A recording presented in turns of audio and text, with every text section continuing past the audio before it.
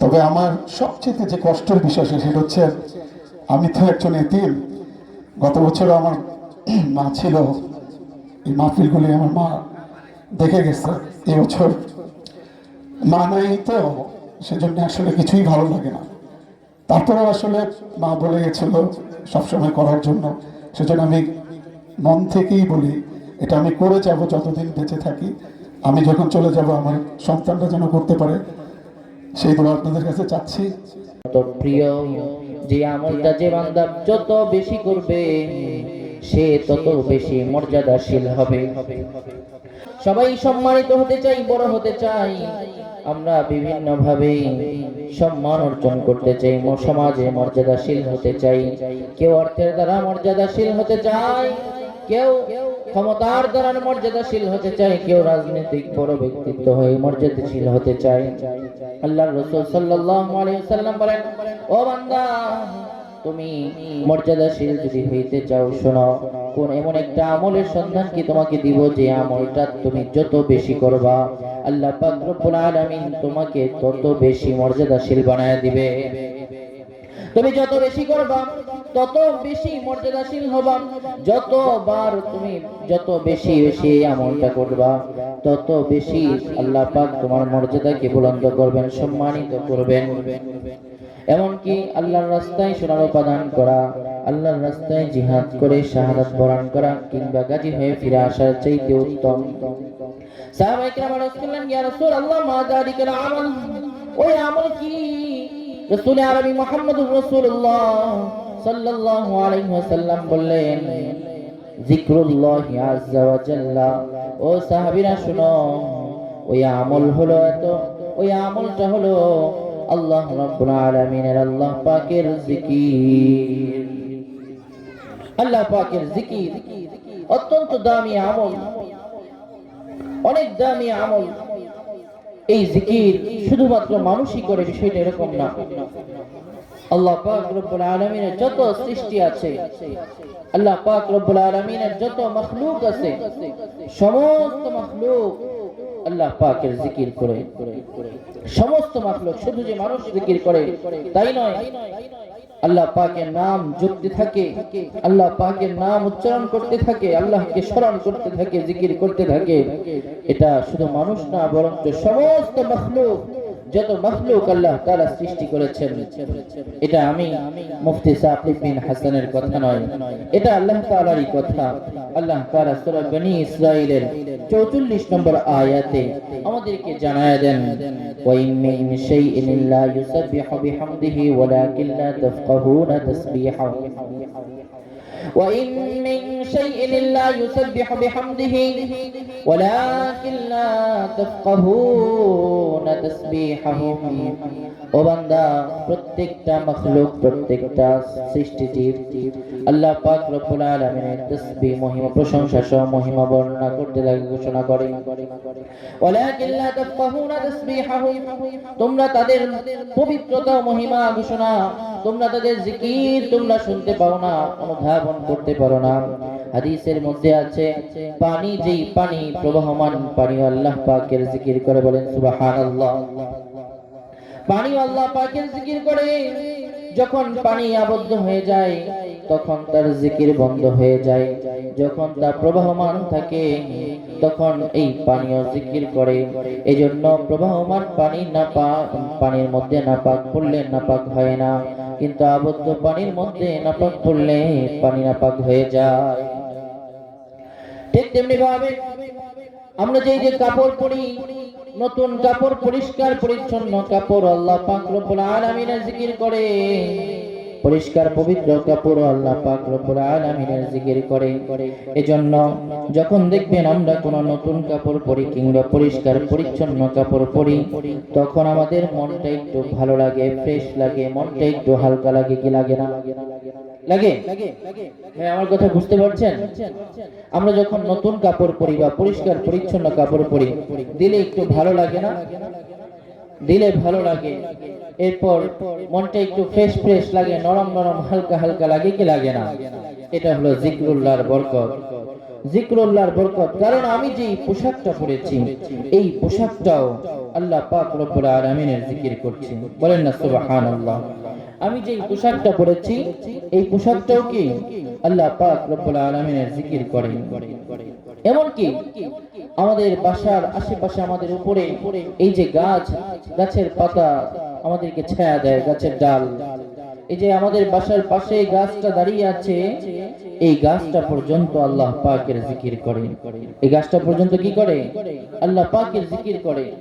হাদিসে আছে রাসূল আরবি মুহাম্মদুর রাসূলুল্লাহ সাল্লাল্লাহু আলাইহি ওয়াসাল্লাম একবার দুইটা কবরের পাশ দিয়ে হেঁটে যাচ্ছেন। সাহাবা ইকরাম আজমাইনকে আরজ করলেন।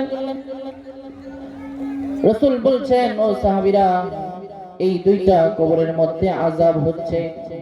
সাহাবা ইকরাম আজমাইন রাসূল করিম সাল্লাল্লাহু আলাইহি ওয়াসাল্লামের সঙ্গেই ছিলেন। রাসূল একটা খেজুর গাছের ডাল ছিঁড়ে দুই ভাগ করে দুইটা কবরের মধ্যে গেড়ে দিলেন। গেড়ে দিয়ে বললেন, ও সাহাবীরা, যতদিন পর্যন্ত এই দুইটা গাছ জীবিত থাকবে ততদিন পর্যন্ত এই দুইটা কবরের মধ্যে আযাব হবে না। তাহলে এই হাদিস দ্বারা কি বুঝলাম যে গাছও কি করে? আল্লাহ পাকের জিকির করে। আবার এই জিকিরের কারণে কখনো কখনো আল্লাহ পাক রব্বুল আলামিন কবরের আযাব মাফ করে দেন, বলেন সুবহানাল্লাহ। আরো জোরে বলি সুবহানাল্লাহ। তাহলে একটু জিকির করি, লা ইলাহা ইল্লাল্লাহ, লা ইলাহা ইল্লাল্লাহ, লা ইলাহা ইল্লাল্লাহ, লা ইলাহা ইল্লাল্লাহ, লা ইলাহা ইল্লাল্লাহ, লা ইলাহা ইল্লাল্লাহ, লা ইলাহা ইল্লাল্লাহ, লা ইলাহা ইল্লাল্লাহ, লা ইলাহা ইল্লাল্লাহ, লা ইলাহা ইল্লাল্লাহ, লা ইলাহা ইল্লাল্লাহ,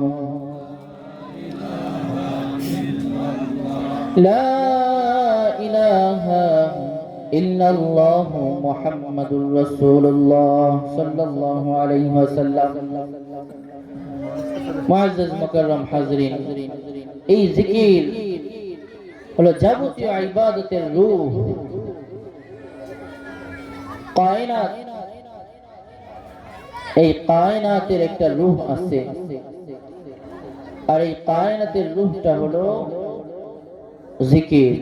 মানুষের যেমনি ভাবে রূহ আছে, এই রূহ জীবন চলে গেলে মানুষ নিথর দেহ পড়ে থাকে, আস্তে আস্তে তাকে দাফন করা হয়, তার শরীরগুলি পচে গলে আস্তে আস্তে মাটির সাথে মিশে যায়। ঠিক তেমনি ভাবে কায়নাতেরও একটা রূহ আছে, আর এই রূহটা হলো জিকির। এই রূহটা যখন, এই জিকির যখন থাকবে না, তখন এই কায়নাত স্বাভাবিক থাকবে না, তখন আস্তে আস্তে ধ্বংস হয়ে যাবে। এই কায়নাতের যে এই যে সূর্য, চন্দ্র, গ্রহ, নক্ষত্র, এগুলোর স্বাভাবিক চলাচল নষ্ট হয়ে যাবে।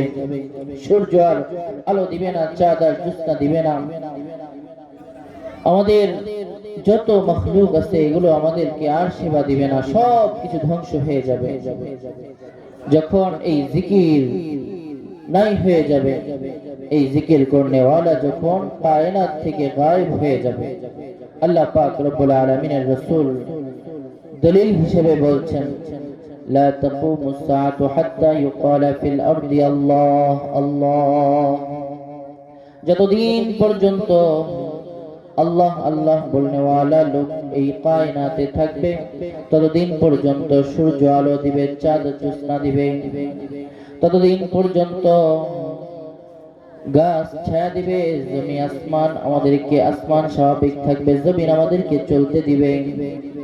আল্লাহ আল্লাহ বলনেওয়ালা লোক যখন পাওয়া যাবে না, তখন সব কিছু ধ্বংস হয়ে যাবে, সব কিছু ধ্বংস হয়ে যাবে, কিয়ামত কায়েম হয়ে যাবে। মেরে মুহতারাম হাজরিন, এজন্য এই গোটা কায়নাতটাকে টিকিয়ে রেখেছে আল্লাহর জাকিরিনরা, আল্লাহর জিকির করনেওয়ালারা।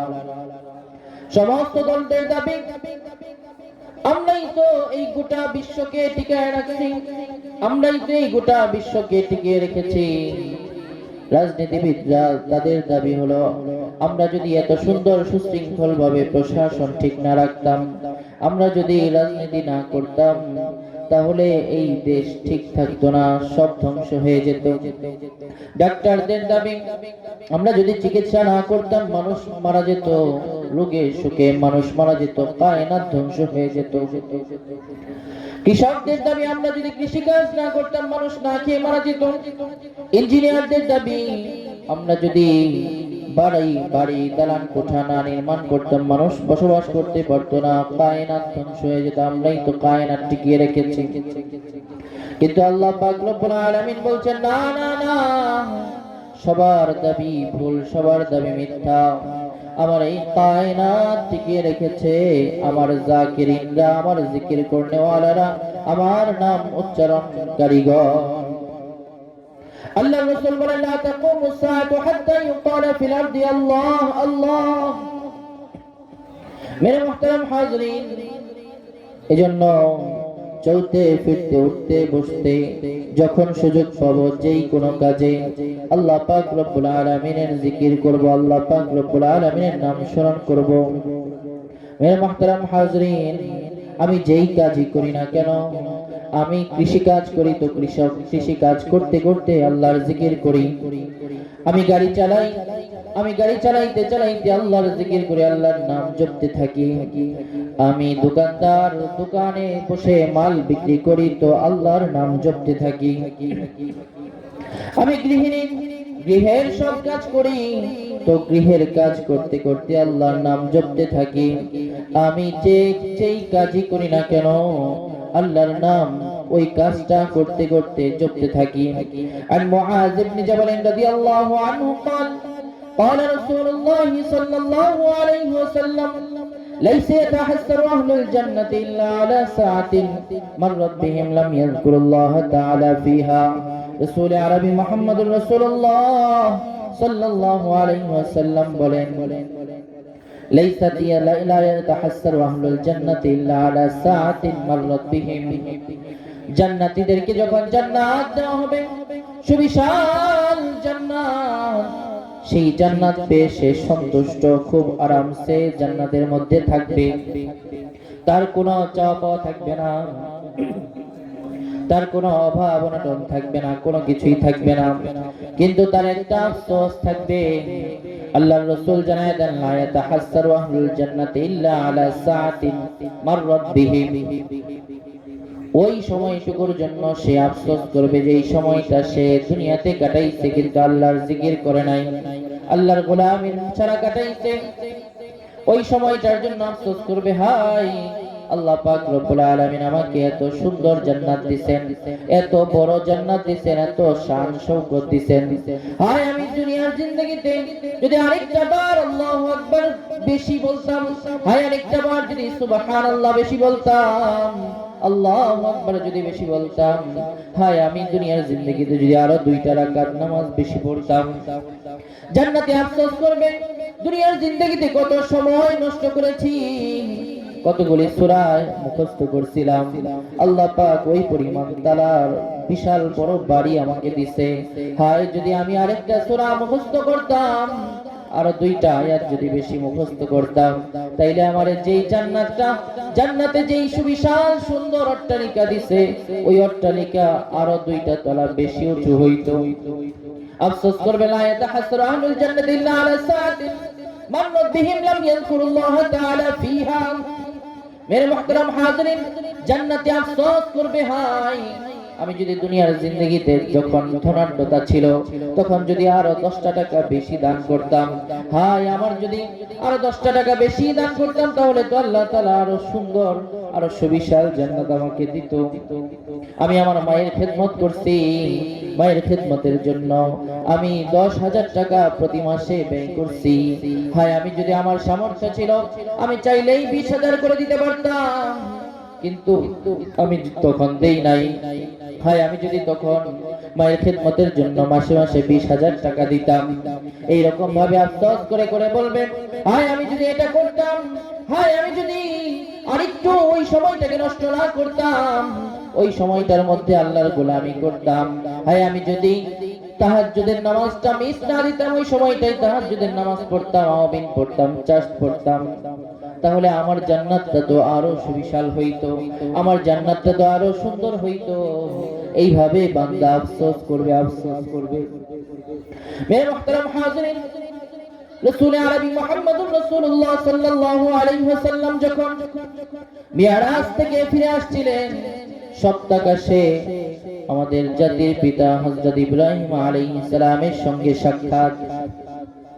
বাইতুল মামুরের নিকট ইব্রাহিম আলাইহিস সালামের সাথে সাক্ষাৎ হওয়ার পর ইব্রাহিম আলাইহিস সালাম নবী আরবিকে বললেন, ইয়া মুহাম্মদ ইকরা উম্মাতাকা মিন্নিস সালাম। হে মুহাম্মদ, ও মুহাম্মদ শোনো, ইকরা উম্মাতাকা মিন্নিস সালাম। ও মুহাম্মদ, তুমি তোমার উম্মতকে যাও আমার পক্ষ থেকে সালাম পৌঁছে দাও, আমার পক্ষ থেকে সালাম পৌঁছে দাও। ওয়াখবিরহুম, তাদেরকে জানায় দাও, জানায় দাও, তাদেরকে বুঝায় বুঝায় বলো, ইন্নাল জান্নাতা তাইয়্যিবাতুত তুরবাতি, যেই জান্নাতের স্বপ্ন দেখছো, যেই জান্নাত তোমাদের জন্য নির্ধারণ করা আছে, ওই জান্নাতের মাটি বড়ই উর্বর, বড়ই উর্বর। ইন্নাল জান্নাতা তাইয়্যিবাতুত তুরবাতি ওয়া আযবাতুল মা, তার পানি বড়ই মিষ্ট, যা বুনবা তাই হয়ে যাবে, বড়ই উর্বর, যা বীজ ফেলবা সঙ্গে সঙ্গে তা হয়ে যাবে। ওয়াইন্নাহা কিয়ানুন, তবে তুমি তোমার উম্মতদেরকে জানায় দাও, যেই জান্নাত তোমার জন্য নির্ধারিত, ওই জান্নাতটা তরুলতাহীন, বিরান ভূমি, বিরান ভূমি। যেই জান্নাত আল্লাহ পাক রব্বুল আলামিন আমার তোমার জন্য নির্ধারণ করেছেন, ওই জান্নাতটা বিরান ভূমি, তরুলতাহীন, বিরান ভূমি।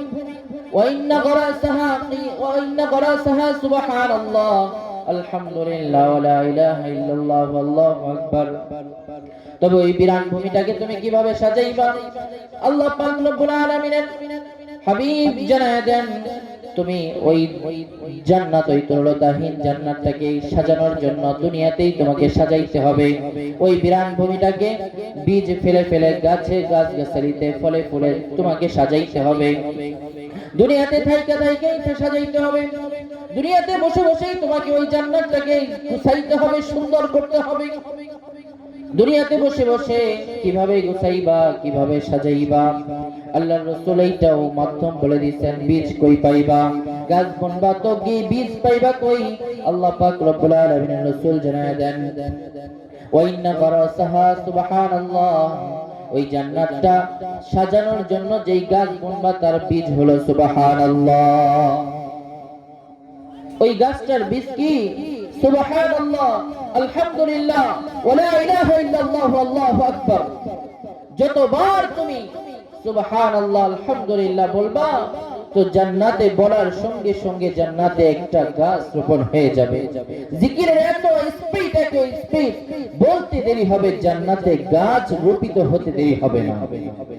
বলেন না সুবহানাল্লাহ। এই যে যারা সুবহানাল্লাহ বললেন, আপনাদের প্রত্যেকের জন্য এক একটি করে জান্নাতের জায়গা বরাদ্দ আছে। এই জান্নাতে একটা করে গাছ রোপণ করা হয়ে গেল। বলেন না সুবহানাল্লাহ। এই যে এখন যারা বললেন আরেকটা করে গাছ রোপণ করা হয়ে গেছে, তৈরি হয়ে গেছে, এখন শুধু আস্তে আস্তে বড় হতে থাকবে, এমন বড় হবে, বড় হতে হতে হতে হতে এমন বড় হবে যে একটা দ্রুতগামী অশ্বরথী সে 100 বছর সেটাকে ঘূর্ণন দিয়েও শেষ করতে পারবে না। বলেন না সুবহানাল্লাহ। এই যে এখন যারা সুবহানাল্লাহ বলেন, আপনাদের জন্য জান্নাতে আরেকটা গাছ রোপণ হয়ে গেল। এই যে এটা শুনে যারা সুবহানাল্লাহ বললেন, আরেকটা গাছ রোপণ হয়ে গেল।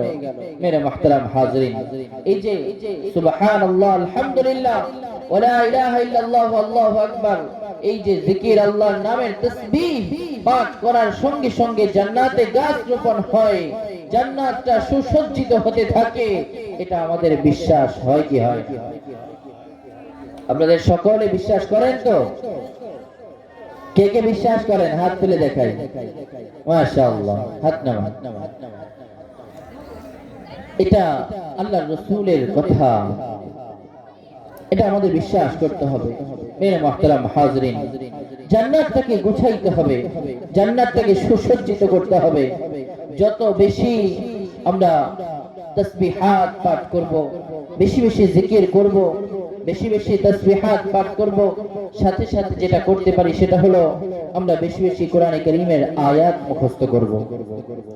আমরা তো অনেকে কয়েকটা সূরা মুখস্থ করেছি, তো আমরা নামাজ পড়তে পারি, নামাজের জন্য যে সূরাগুলি প্রয়োজন ওই পরিমাণ সূরা মুখস্থ করে আমরা সন্তুষ্টি ঢেকুর তুলছি যে আমরা তো সাকসেস, আমরা শিখে ফেলেছি। না ভাই, আপনি বৃদ্ধ হন, আপনার মুখস্থ শক্তি কমে যাক, আপনার ব্যস্ততা শত ব্যস্ততা থাক, কিন্তু আপনি দিনের কিছু একটা সময় ব্যয় করে প্রতিদিন একটা করে আয়াত মুখস্থ করেন। এইভাবে যদি একটা করে আয়াত মুখস্থ করতে থাকেন, যদি প্রতিদিন না পারেন এক সপ্তাহে একটা আয়াত মুখস্থ করেন, এক সপ্তাহে যদি না পারেন এক মাসে একটা আয়াত মুখস্থ করেন, এক মাসে যদি না পারেন এক বছরে একটা আয়াত মুখস্থ করেন, তো এই জিন্দেগি থেকে এখন থেকে নিয়ে যদি শুরু করেন, আগামী 30 বছর যদি বাঁচেন, তাহলে 30টা আয়াত আপনার মুখস্থ হবে কি হবে না? হবে। এবং এই এক একটা আয়াতের বদৌলতে আল্লাহ পাক রব্বুল আলামিন আমাদেরকে জান্নাতে এক এক তালা উঁচু, এক এক তালা ভবনে উঁচু উঁচু এক এক তালা ভবন আমাদেরকে দান করবেন। সুবিশাল সুদর্শন এমন ভবন, যেই ভবনের চিন্তা আমরা দুনিয়ায় থাকতে করতে পারি না। মেরে মুহতারাম হাজরিন, আমরা আমাদের জিন্দেগিটাকে গুছানোর চেষ্টা করি, পরিবর্তন করার চেষ্টা করি, জিন্দেগিটাকে সাজানোর চেষ্টা করি।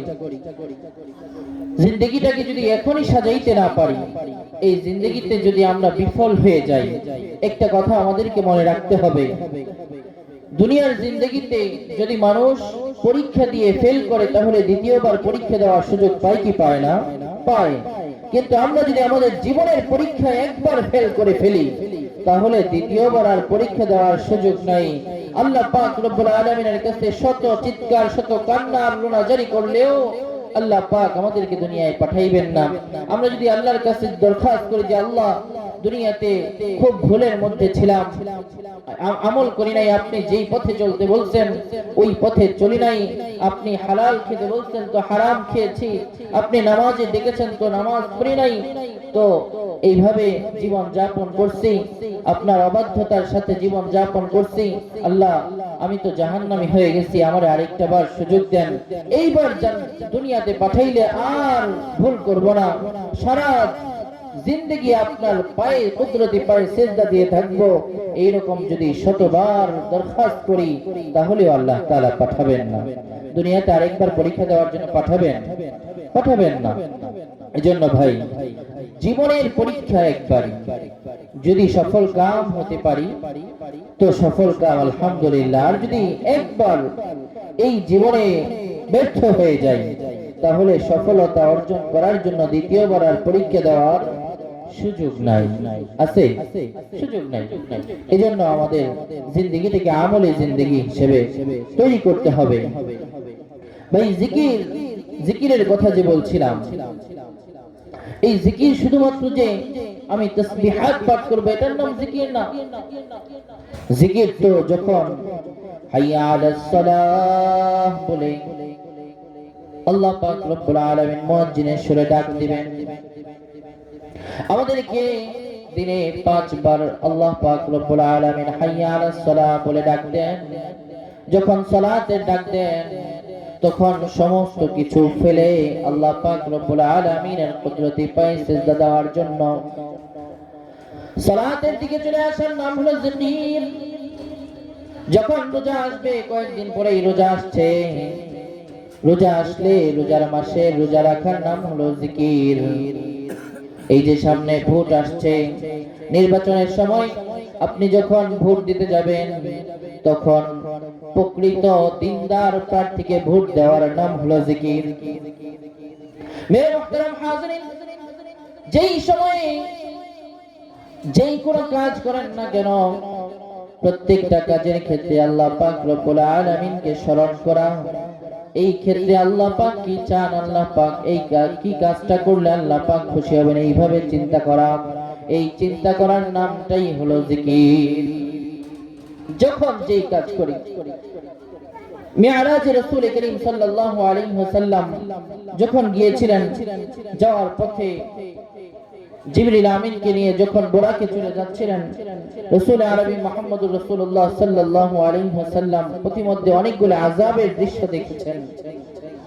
ওই আযাবগুলি কিছু কিছু অংশ আপনাদেরকে শোনাই। রাসূল আরবি মুহাম্মদুর রাসূলুল্লাহ সাল্লাল্লাহু আলাইহি ওয়াসাল্লাম এক জায়গায় দেখলেন যে কিছু লোক তাদের হাতের নখগুলি বড় বড় তামার তৈরি নখ, এই তামার তৈরি নখগুলি দিয়ে নিজেদের গালগুলিকে ক্ষত বিক্ষত করে ছিঁড়ে ফেলছে, ক্ষত বিক্ষত করছে, চিড়ে ফেলছে। তো এই ক্ষত বিক্ষত করার এই দৃশ্য দেখে নিজেদের নখ দিয়ে নিজেরাই ছিঁড়ে ফেলছে। এই দৃশ্য দেখে রাসূল আরবি মুহাম্মদুর রাসূলুল্লাহ সাল্লাল্লাহু আলাইহি ওয়াসাল্লাম জিবরিল আমিনকে জিজ্ঞেস করলেন, ও জিবরিল, এটা কিসের জন্য হচ্ছে, কিসের জন্য হচ্ছে? রাসূল আরবি মুহাম্মদুর রাসূলুল্লাহ সাল্লাল্লাহু আলাইহি ওয়াসাল্লামকে জিবরিল আমিন জানান, ও রাসূল, তারা হলো ওই সমস্ত লোক যারা দুনিয়ায় থাকতে মানুষের গোশত খেত। দুনিয়ায় থাকতে কি করত? মানুষের গোশত খেত। তারা হলো ওই সমস্ত লোক যারা দুনিয়ায় থাকতে মানুষের গোশত খেত, অর্থাৎ তারা গীবত করত, পরনিন্দা করত, দুশ্চর্চা করত। আর গীবত করা কি আল্লাহ পাক রব্বুল আলামিন মানুষের গোশত খাওয়ার সঙ্গে তুলনা করে বলছেন। আল্লাহ পাক রব্বুল আলামিন কোরআনে কারীমে বলেন, ওয়ালা তাজাসসু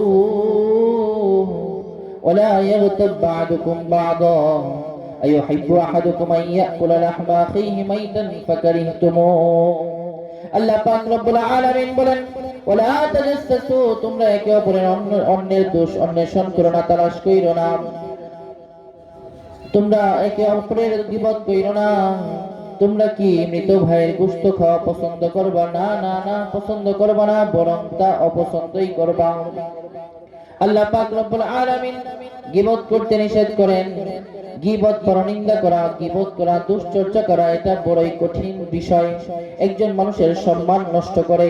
ইজ্জত সম্মান হারা মানুষ, ইজ্জত সম্মান হারা মানুষ, তার কোনো মান সম্মান নেই, তার হায়াতের কোনো দামি নাই। এজন্য মুখের দ্বারা যদি আমরা কষ্ট দেই, সেই কষ্ট, সেই ক্ষত মুখের দ্বারা যদি ক্ষত হয়, সেই ক্ষত সহজেই নিরাময় হয় না। কিন্তু যদি অস্ত্রের দ্বারা ক্ষত হয়, সেই ক্ষত সহজে নিরাময় হয়। কিন্তু মুখের দ্বারা কোনো ক্ষত হইলে সেই ক্ষত সহজে নিরাময় হয় না।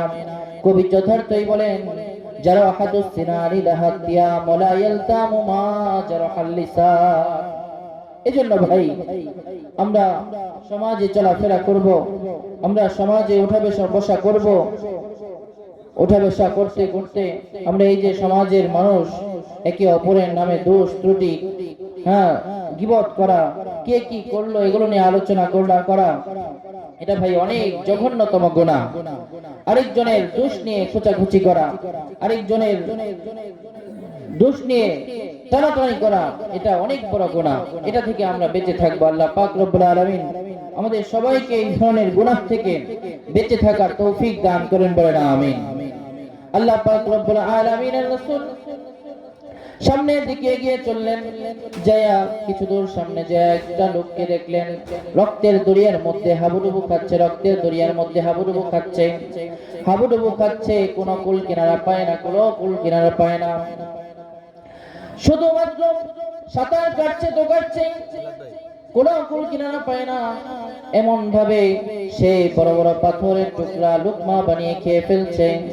মেরে মুহতারাম হাজরিন, এই অভিনব দৃশ্য দেখে রাসূল আরবি মুহাম্মদুর রাসূলুল্লাহ সাল্লাল্লাহু আলাইহি ওয়াসাল্লামকে রাসূলুল্লাহ সাল্লাল্লাহু আলাইহি ওয়াসাল্লাম জিবরিল আমিনকে জিজ্ঞেস করেন, ও জিবরিল, এটা কিসের জন্য, এটা কিসের জন্য? জিবরিল আমিন বলেন, ইয়া রাসূলুল্লাহ, তারা হলো আপনার ওই উম্মত যে দুনিয়ায় থাকতে ঘুষ খেত, সুদ খেত, যে মানুষের রক্ত পানি করা উপার্জিত অর্থ গুলিকে অন্যায় ভাবে আপনার গ্রহণ করত, সুদ খেত, ঘুষ খেত। এদেরকে এত কঠিন সাজা দেওয়া হবে, এদেরকে কি করা হবে, এত কঠিন সাজা দেওয়া হবে। মেরে মুহতারাম হাজিরের জন্য সুদ ঘুষ এগুলো থেকে বিরত থাকা, বেঁচে থাকা, কারণ এটা খুব জরুরি বিষয়, জটিল বিষয়। একটা কথা আমাদের সব সময় মনে রাখা দরকার, জীবনে কয়েকটা পয়েন্ট মনে রাখা দরকার। জীবনে নিজেকে সুন্দরভাবে পরিচালনা করার জন্য কয়েকটা কথা সব সময় মুখস্থ রাখা দরকার। তার মধ্যে একটা কথা হলো যে আমার শরীরে যাতে কোনো হারাম না ঢুকে। কারণ কি? কারণ হলো রাসূল আরবি মুহাম্মদুর রাসূলুল্লাহ সাল্লাল্লাহু আলাইহি ওয়াসাল্লাম স্পষ্টভাবে সুস্পষ্টভাবে ঘোষণা দিয়েছেন, যদি কারো রক্ত মাংস কোন হারাম টাকা থেকে গঠিত হয়, ওই রক্ত গোশত ওই মাংস এত সুন্দর দেহ, এত সুঠাম দেহ, সেই দেহ জান্নাতের উপযুক্তই হবে না, সেই দেহ জান্নাতের সুঘ্রাণও পাবে না। এজন্য মেরে মুহতারাম হাজরিন, এটা আমাদের সব সময় মনে রাখা দরকার। আমি একটু কষ্ট করে চলি, আমি একটু যেভাবে চলছি তার থেকে একটু নিচু মানের খাই, আমি একটু কম খাই, খারাপ পরি, আমি ছেঁড়া কাপড় পরি, তারপরে আমার শরীরে, আমার সন্তানের শরীরে যাতে সামান্য থেকে সামান্য হারাম প্রবেশ না করে। আমি যে এই যে হারাম উপার্জন করছি এবং এই সুন্দরভাবে উপার্জন করে আমার সন্তানকে খাওয়াচ্ছি, আমার বিবি বাচ্চাকে খাওয়াচ্ছি, আমি তো জানি না, আমি তো মনে করছি কত সুন্দর তাদের জীবন যাপন হচ্ছে, আমি কত সাকসেসফুল বাবা। না না না, আপনি সাকসেসফুল বাবা হতে পারেন নাই, কারণ আপনার সন্তানকে আপনি এমন খাবার খাওয়াইছেন, এমন ভাবে, এমন অর্থ দিয়ে তার এই দেহটা গঠন হইছে, যেই দেহটা জান্নাতের উপযুক্ততাই হারায় ফেলছে, যেই দেহটা জান্নাতে যেতে পারবে না। আপনি তো আদর্শ, আপনি তো নিজেকে সাকসেসফুল বাবা হিসেবে ভাবছেন, আপনি তো নিজেকে অনেক বড় কিছু ভাবছেন। না না, আপনার সন্তানের জন্য আপনি আদর্শবান বাবা হতে পারেন নাই। এজন্য মেরে মুহতারাম হাজরিন, সমস্ত ধরনের হারাম, ঘুষ, দুর্নীতি, চুরির টাকা, ডাকাতির টাকা, সুদের টাকা, ঘুষের টাকা, সুদ যেই কোনো ভাবেই হোক, সরাসরি সুদ, ব্যাংকের সুদ, বিভিন্ন ফিক্সড ডিপোজিটের মাধ্যমে সুদ, বিভিন্ন অ্যাঙ্গেলের সুদ, আর যেই সুদটা যেই কোনো নামেই হোক না কেন, সুদ তো সুদই। আর এই সুদী কারবারের এই হারামটাকে যদি আমার দেহের ভিতরে ঢোকে, তো এই দেহ জান্নাতে যেতে পারবে। এটা আমাদেরকে মনে রাখতে হবে, এটা খুব গুরুত্বপূর্ণ বিষয়, সারা জীবন মনে রাখবো, এইভাবে চলবো যে যা কিছু হোক জীবনে, যত লাঞ্ছনার মধ্যেই থাকি না কেন আর কষ্টে থাকি না কেন, সুদ যেন আমার মধ্যে না ঢুকে। পারবো তো ইনশাআল্লাহ ভাই, পারবো তো ইনশাআল্লাহ। তারা হলে কিন্তু জান্নাতে যাওয়া সম্ভব হবে না ভাই, এটা খুব মনে রাখা দরকার। মেরে মুহতারাম হাজরিন, রাসূল আরবি মুহাম্মদুর রাসূলুল্লাহ সাল্লাল্লাহু আলাইহি ওয়াসাল্লাম সামনের দিকে এগিয়ে চললেন। একটু সামনের দিকে যা দেখলেন একদল লোক, তাদেরকে বড় বড় পাথর দিয়ে মাথায় আঘাত করা হচ্ছে। পাথর দিয়ে আঘাত করার পর সঙ্গে সঙ্গে তাদের মাথাগুলি ফেটে চৌচির হয়ে ছিন্ন ভিন্ন হয়ে বিভিন্ন দিকে ছড়িয়ে পড়ছে। রাসূল আরবি মুহাম্মদুর রাসূলুল্লাহ সাল্লাল্লাহু আলাইহি সাল্লাম দেখলেন আবারও ওই অংশগুলি এসে একত্রিত হয়ে আবার আগের মতো হয়ে গেল।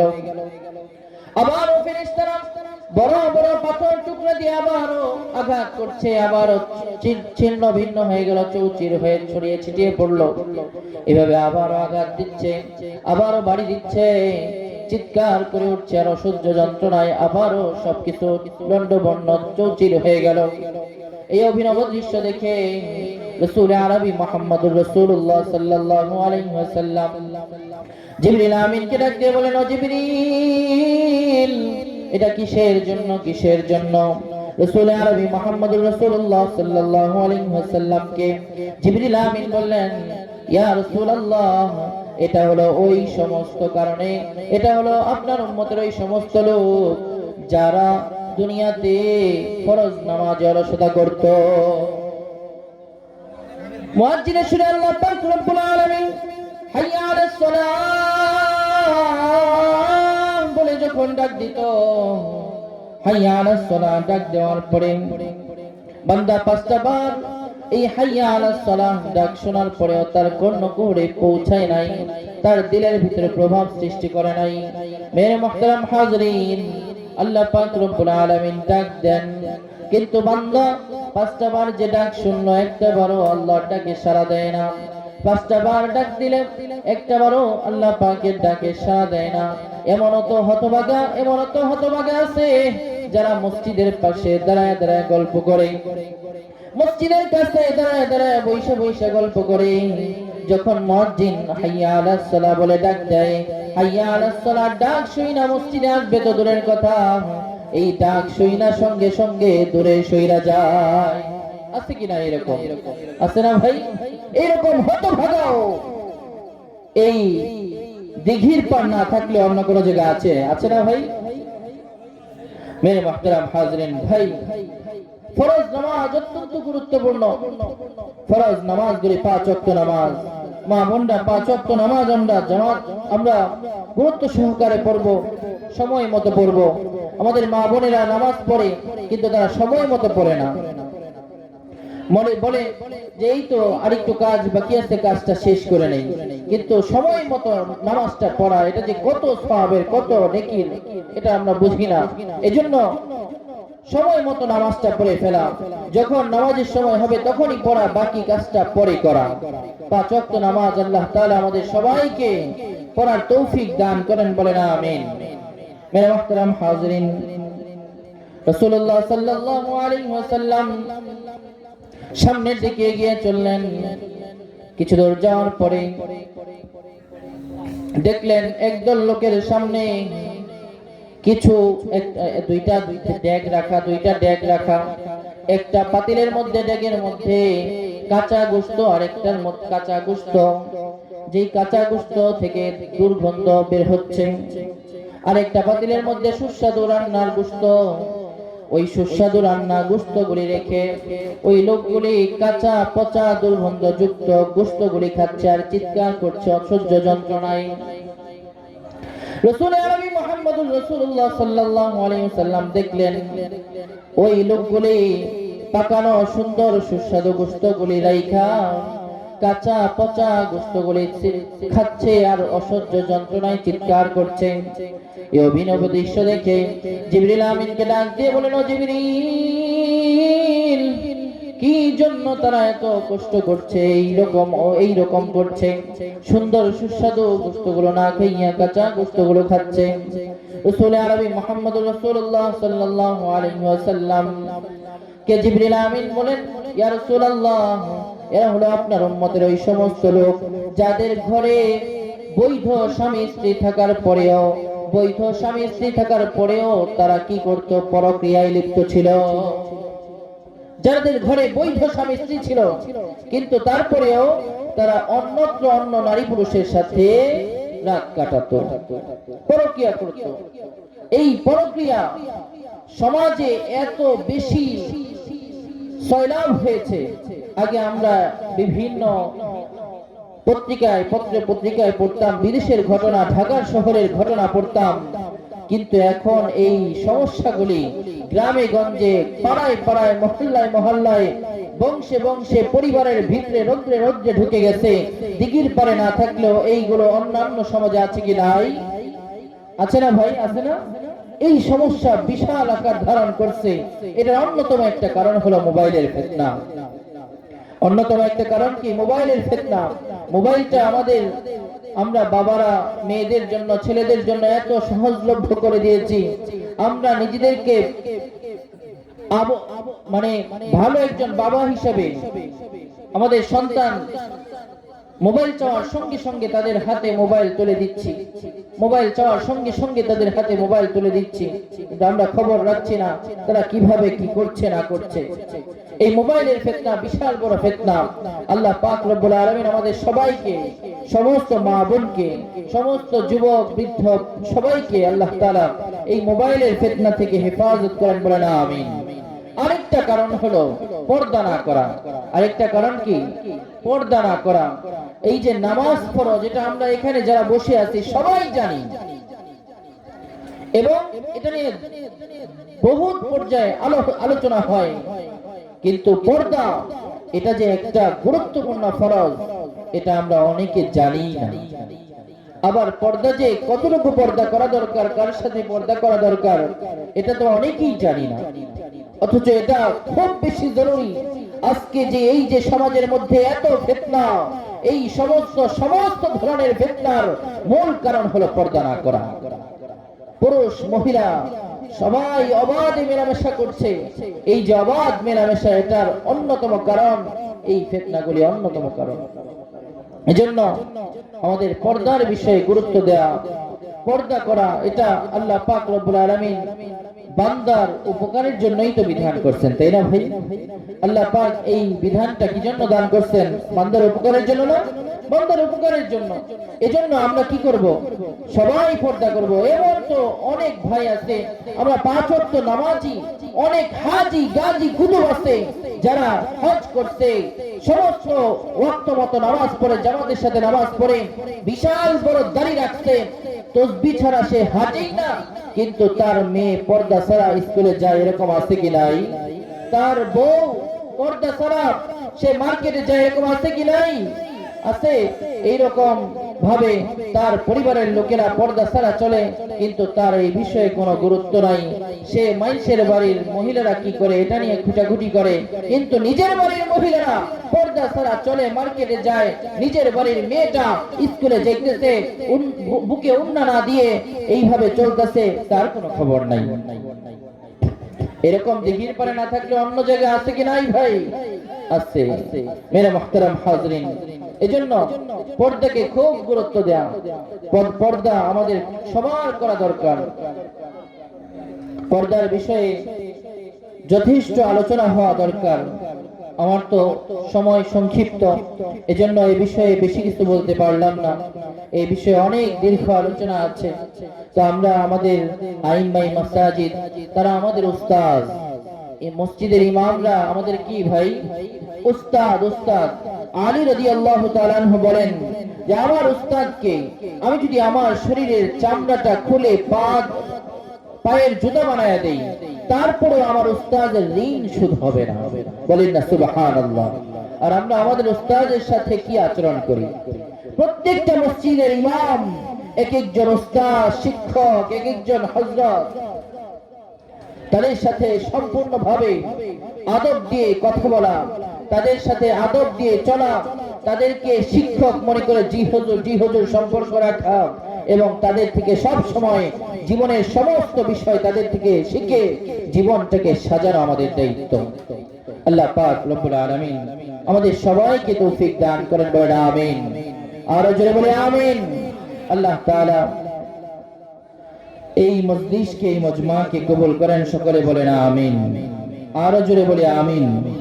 মেরে মুহতারাম হাজরিন, আমাদের ভাই আরমিন সুমন ভাইয়ের জন্য আমরা সকলে প্রাণ খুলে দোয়া করব, পারবো না ইনশাআল্লাহ? আল্লাহ তাআলা তার দিলের ভিতরে এই যে দেখেন কোরআনের প্রতি যে ভালোবাসা, আযমত, মহব্বত, এটা আছে।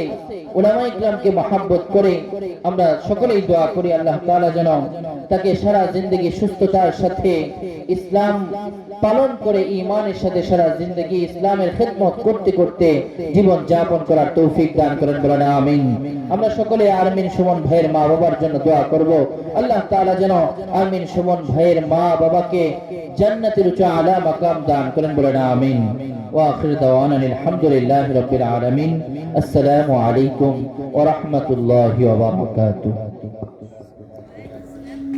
ধন্যবাদ।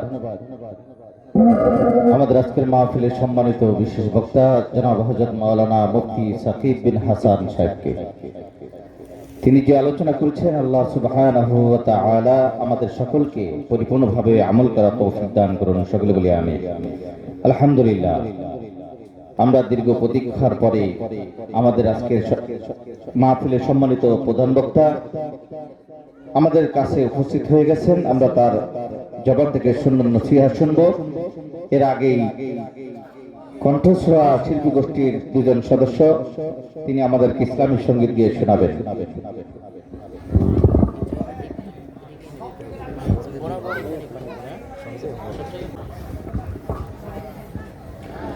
আসসালামু আলাইকুম ওয়া রাহমাতুল্লাহি ওয়া বারাকাতুহু। যাদের হৃদয়ে আছে আল্লাহর ভয় তারা কভু পথ ভুলে যায় না। আল্লাহর প্রেম ছাড়া এই দুনিয়া কারো কাছে কোনো কিছু চায় না। যাদের হৃদয়ে আছে আল্লাহর ভয় তারা কভু পথ ভুলে যায় না।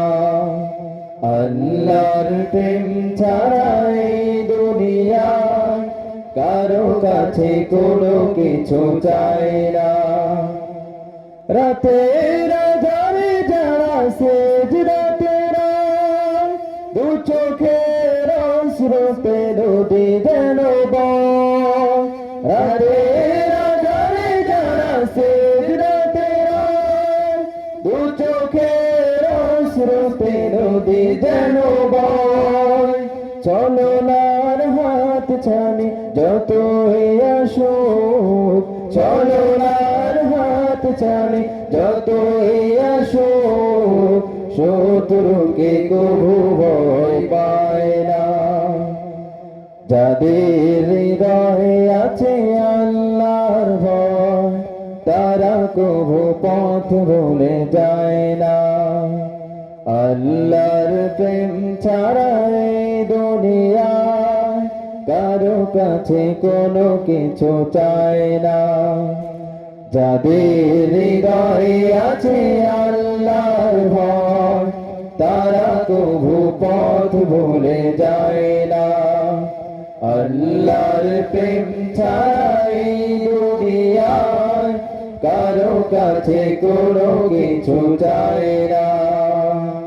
দিন কায়েমের পথে যারা অবিচল তারা হলো আল্লাহর প্রিয়জন। বাতিলের কাছে যারা হার মানে না সংগ্রাম করে যায় মরণ। দিন কায়েমের পথে যারা অবিচল তারা হলো আল্লাহর প্রিয়জন। বাতিলের কাছে যারা হার মানে না সংগ্রাম করে যায় মরণ।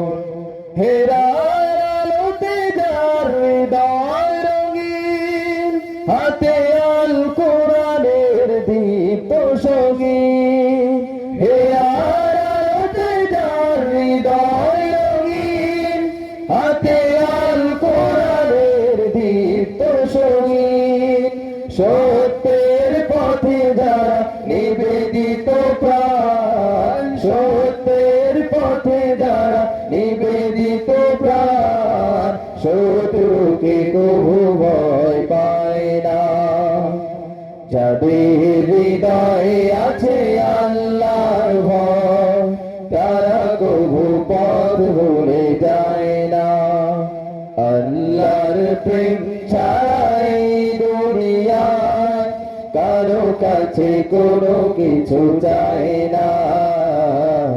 কারো কাছে কোনো কিছু চায় না। কারো কাছে কোনো কিছু চায় না। আসসালামু আলাইকুম ওয়া রাহমাতুল্লাহ।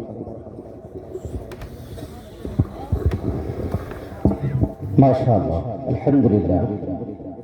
ধন্যবাদ কণ্ঠস্বর শিল্পী হাফেজ মোহাম্মদ তোফাজ্জল হোসেন তারিফ এবং হাফেজ মোহাম্মদ এহসানুল হক সৌরভকে আমাদেরকে সুন্দর ইসলামী সঙ্গীত গেয়ে শোনার জন্য। খুব সুন্দর লাগছে না সবার কাছে? আলহামদুলিল্লাহ, আলহামদুলিল্লাহ। এ পর্যায়ে আমাদের সম্মুখে কোরআন ও হাদিসের আলোকে গুরুত্বপূর্ণ নসিহত পেশ করবেন আমাদের আজকের মাহফিলের সম্মানিত প্রধান বক্তা জনাব হযরত মাওলানা মুফতি মোহাম্মদ সাইফুল ইসলাম। জনাব হযরত মাওলানা মুফতি মোহাম্মদ সাইফুল ইসলাম, মুহাদ্দিস জামিয়াতুন নূর আল কাসিমিয়া উত্তরা ঢাকা, প্রতিষ্ঠাতা প্রিন্সিপাল দারুত তাসকিয়া বালিকা মাদ্রাসা নবাবগঞ্জ ঢাকা। আমি হুজুরকে গুরুত্বপূর্ণ নসিহত পেশ করার জন্য বিনীতভাবে অনুরোধ করছি। السلام عليكم ورحمة الله وبركاته. الحمد لله الحمد لله نحمده ونستعينه ونستغفره ونؤمن به ونتوكل عليه ونعوذ بالله من شرور أنفسنا ومن سيئات أعمالنا من يهده الله فلا مضل له ومن يضلله فلا هادي له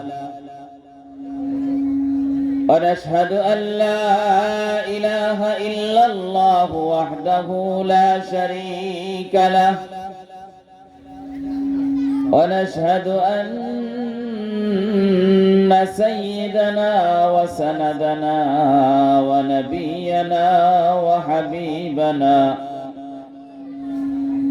وطبيبنا وطبيب قلوبنا ومولانا محمد صلى الله عليه وعلى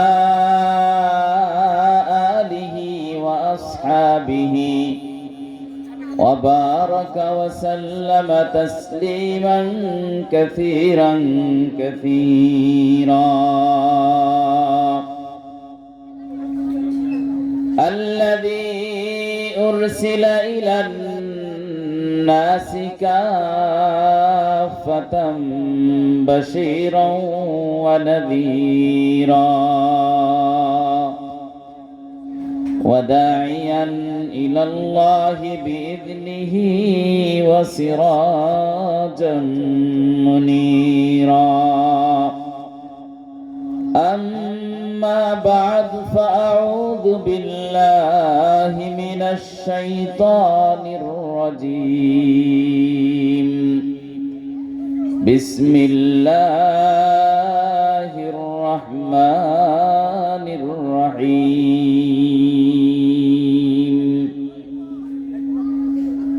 ولو أن أهل القرى آمنوا واتقوا لفتحنا عليهم بركات من السماء والأرض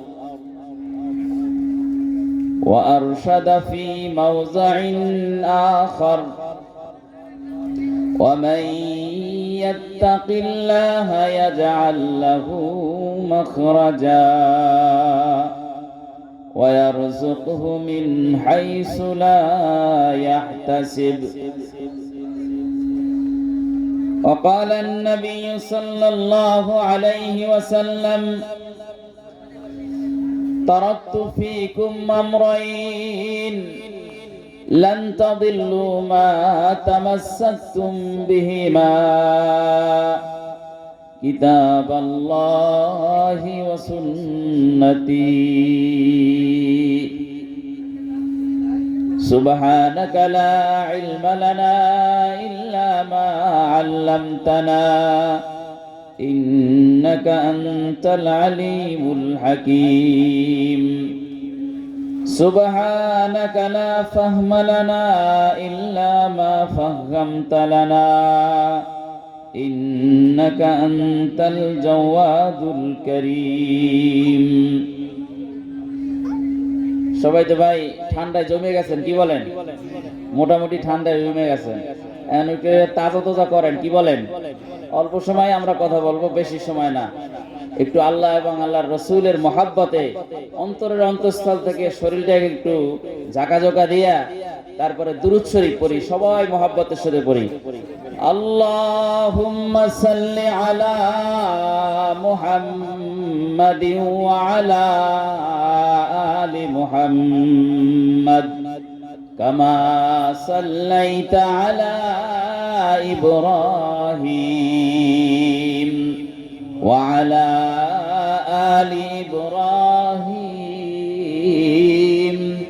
ইন্নাকা হামিদুম মাজিদ اللهم بارك على محمد وعلى آل محمد كما باركت على إبراهيم وعلى آل إبراهيم إنك حميد مجيد الحمد لله الحمد لله الحمد لله দিঘির পার বড় বাড়ির উদ্যোগে আজকে আয়োজিত এই মহতি মাহফিলের সম্মানিত সভাপতি সেরেতাজ হযরতে উলামায়ে কেরাম, আমার সামনে উপবিষ্ট দাড়ি পাকা আমার প্রিয় বাবারা, শ্রদ্ধেয় বড় ভাইয়েরা, বন্ধুরা, পর্দার আড়ালে মা ও বোনেরা, স্টেজে সমবেত হযরতে উলামায়ে কেরাম, সকলের প্রতি আন্তরিক শুভেচ্ছা ও মোবারকবাদ। অনেক রাত হয়ে গেছে, আপনারাও ঠান্ডার ভিতরে আছেন, তারপরেও আমাদের যে এই যে কষ্ট মুজাহাদা, এটা কার জন্য সবাই বলেন, আর একটু সবাই বলেন জোরে, কার জন্য? তো আল্লাহ যদি আমার উপর খুশি হয়ে যান, তাহলে এই সামান্য কষ্ট কোনো কষ্ট কি বলেন, চিল্লাই বলেন, কোনো কষ্ট কি না? কোনো কষ্ট না। আর যদি আমরা দুনিয়ার ভিতরে অনেক আরাম আয়েশ করলাম আর আখেরাতে আমরা ধরা খেয়ে গেলাম, এই আরাম কোনো আরাম না।